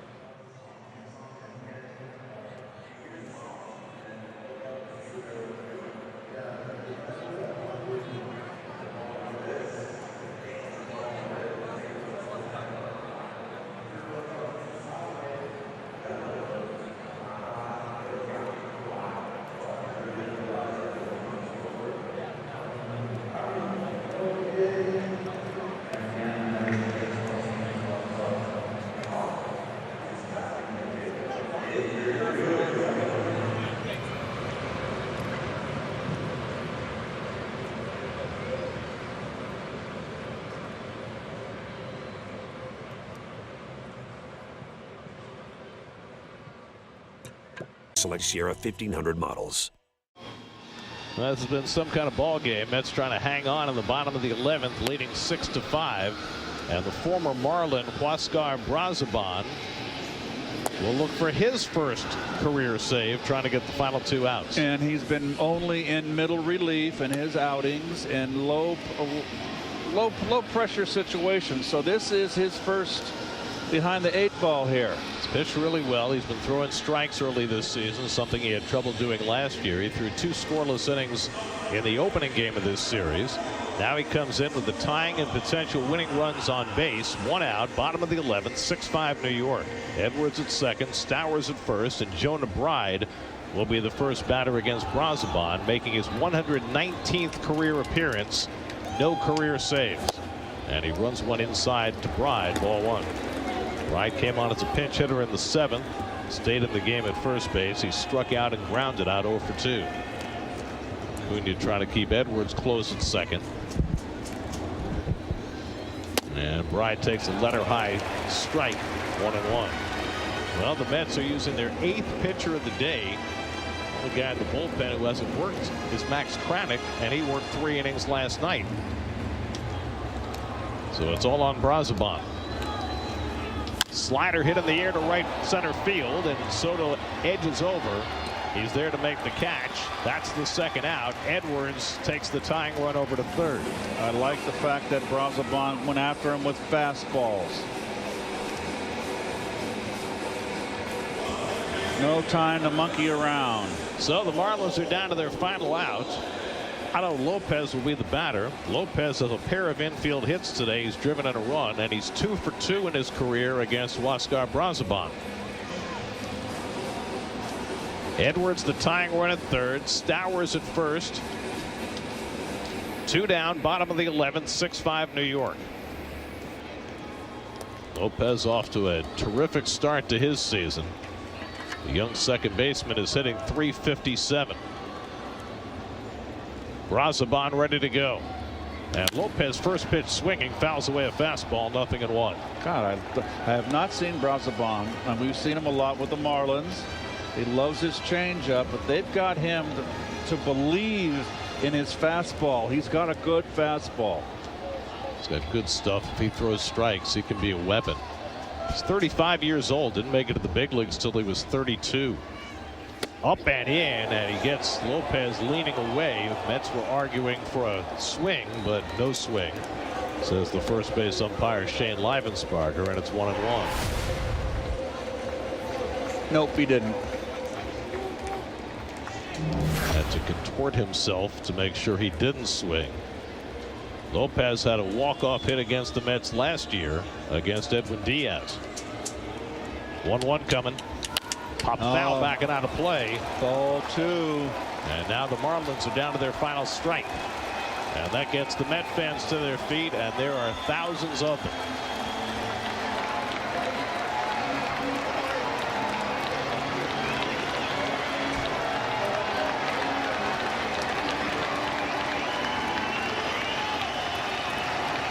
One and 2 to Otto Lopez, and time asked for. That counts as a disengagement for Brazoban. It was Torrens who asked for time.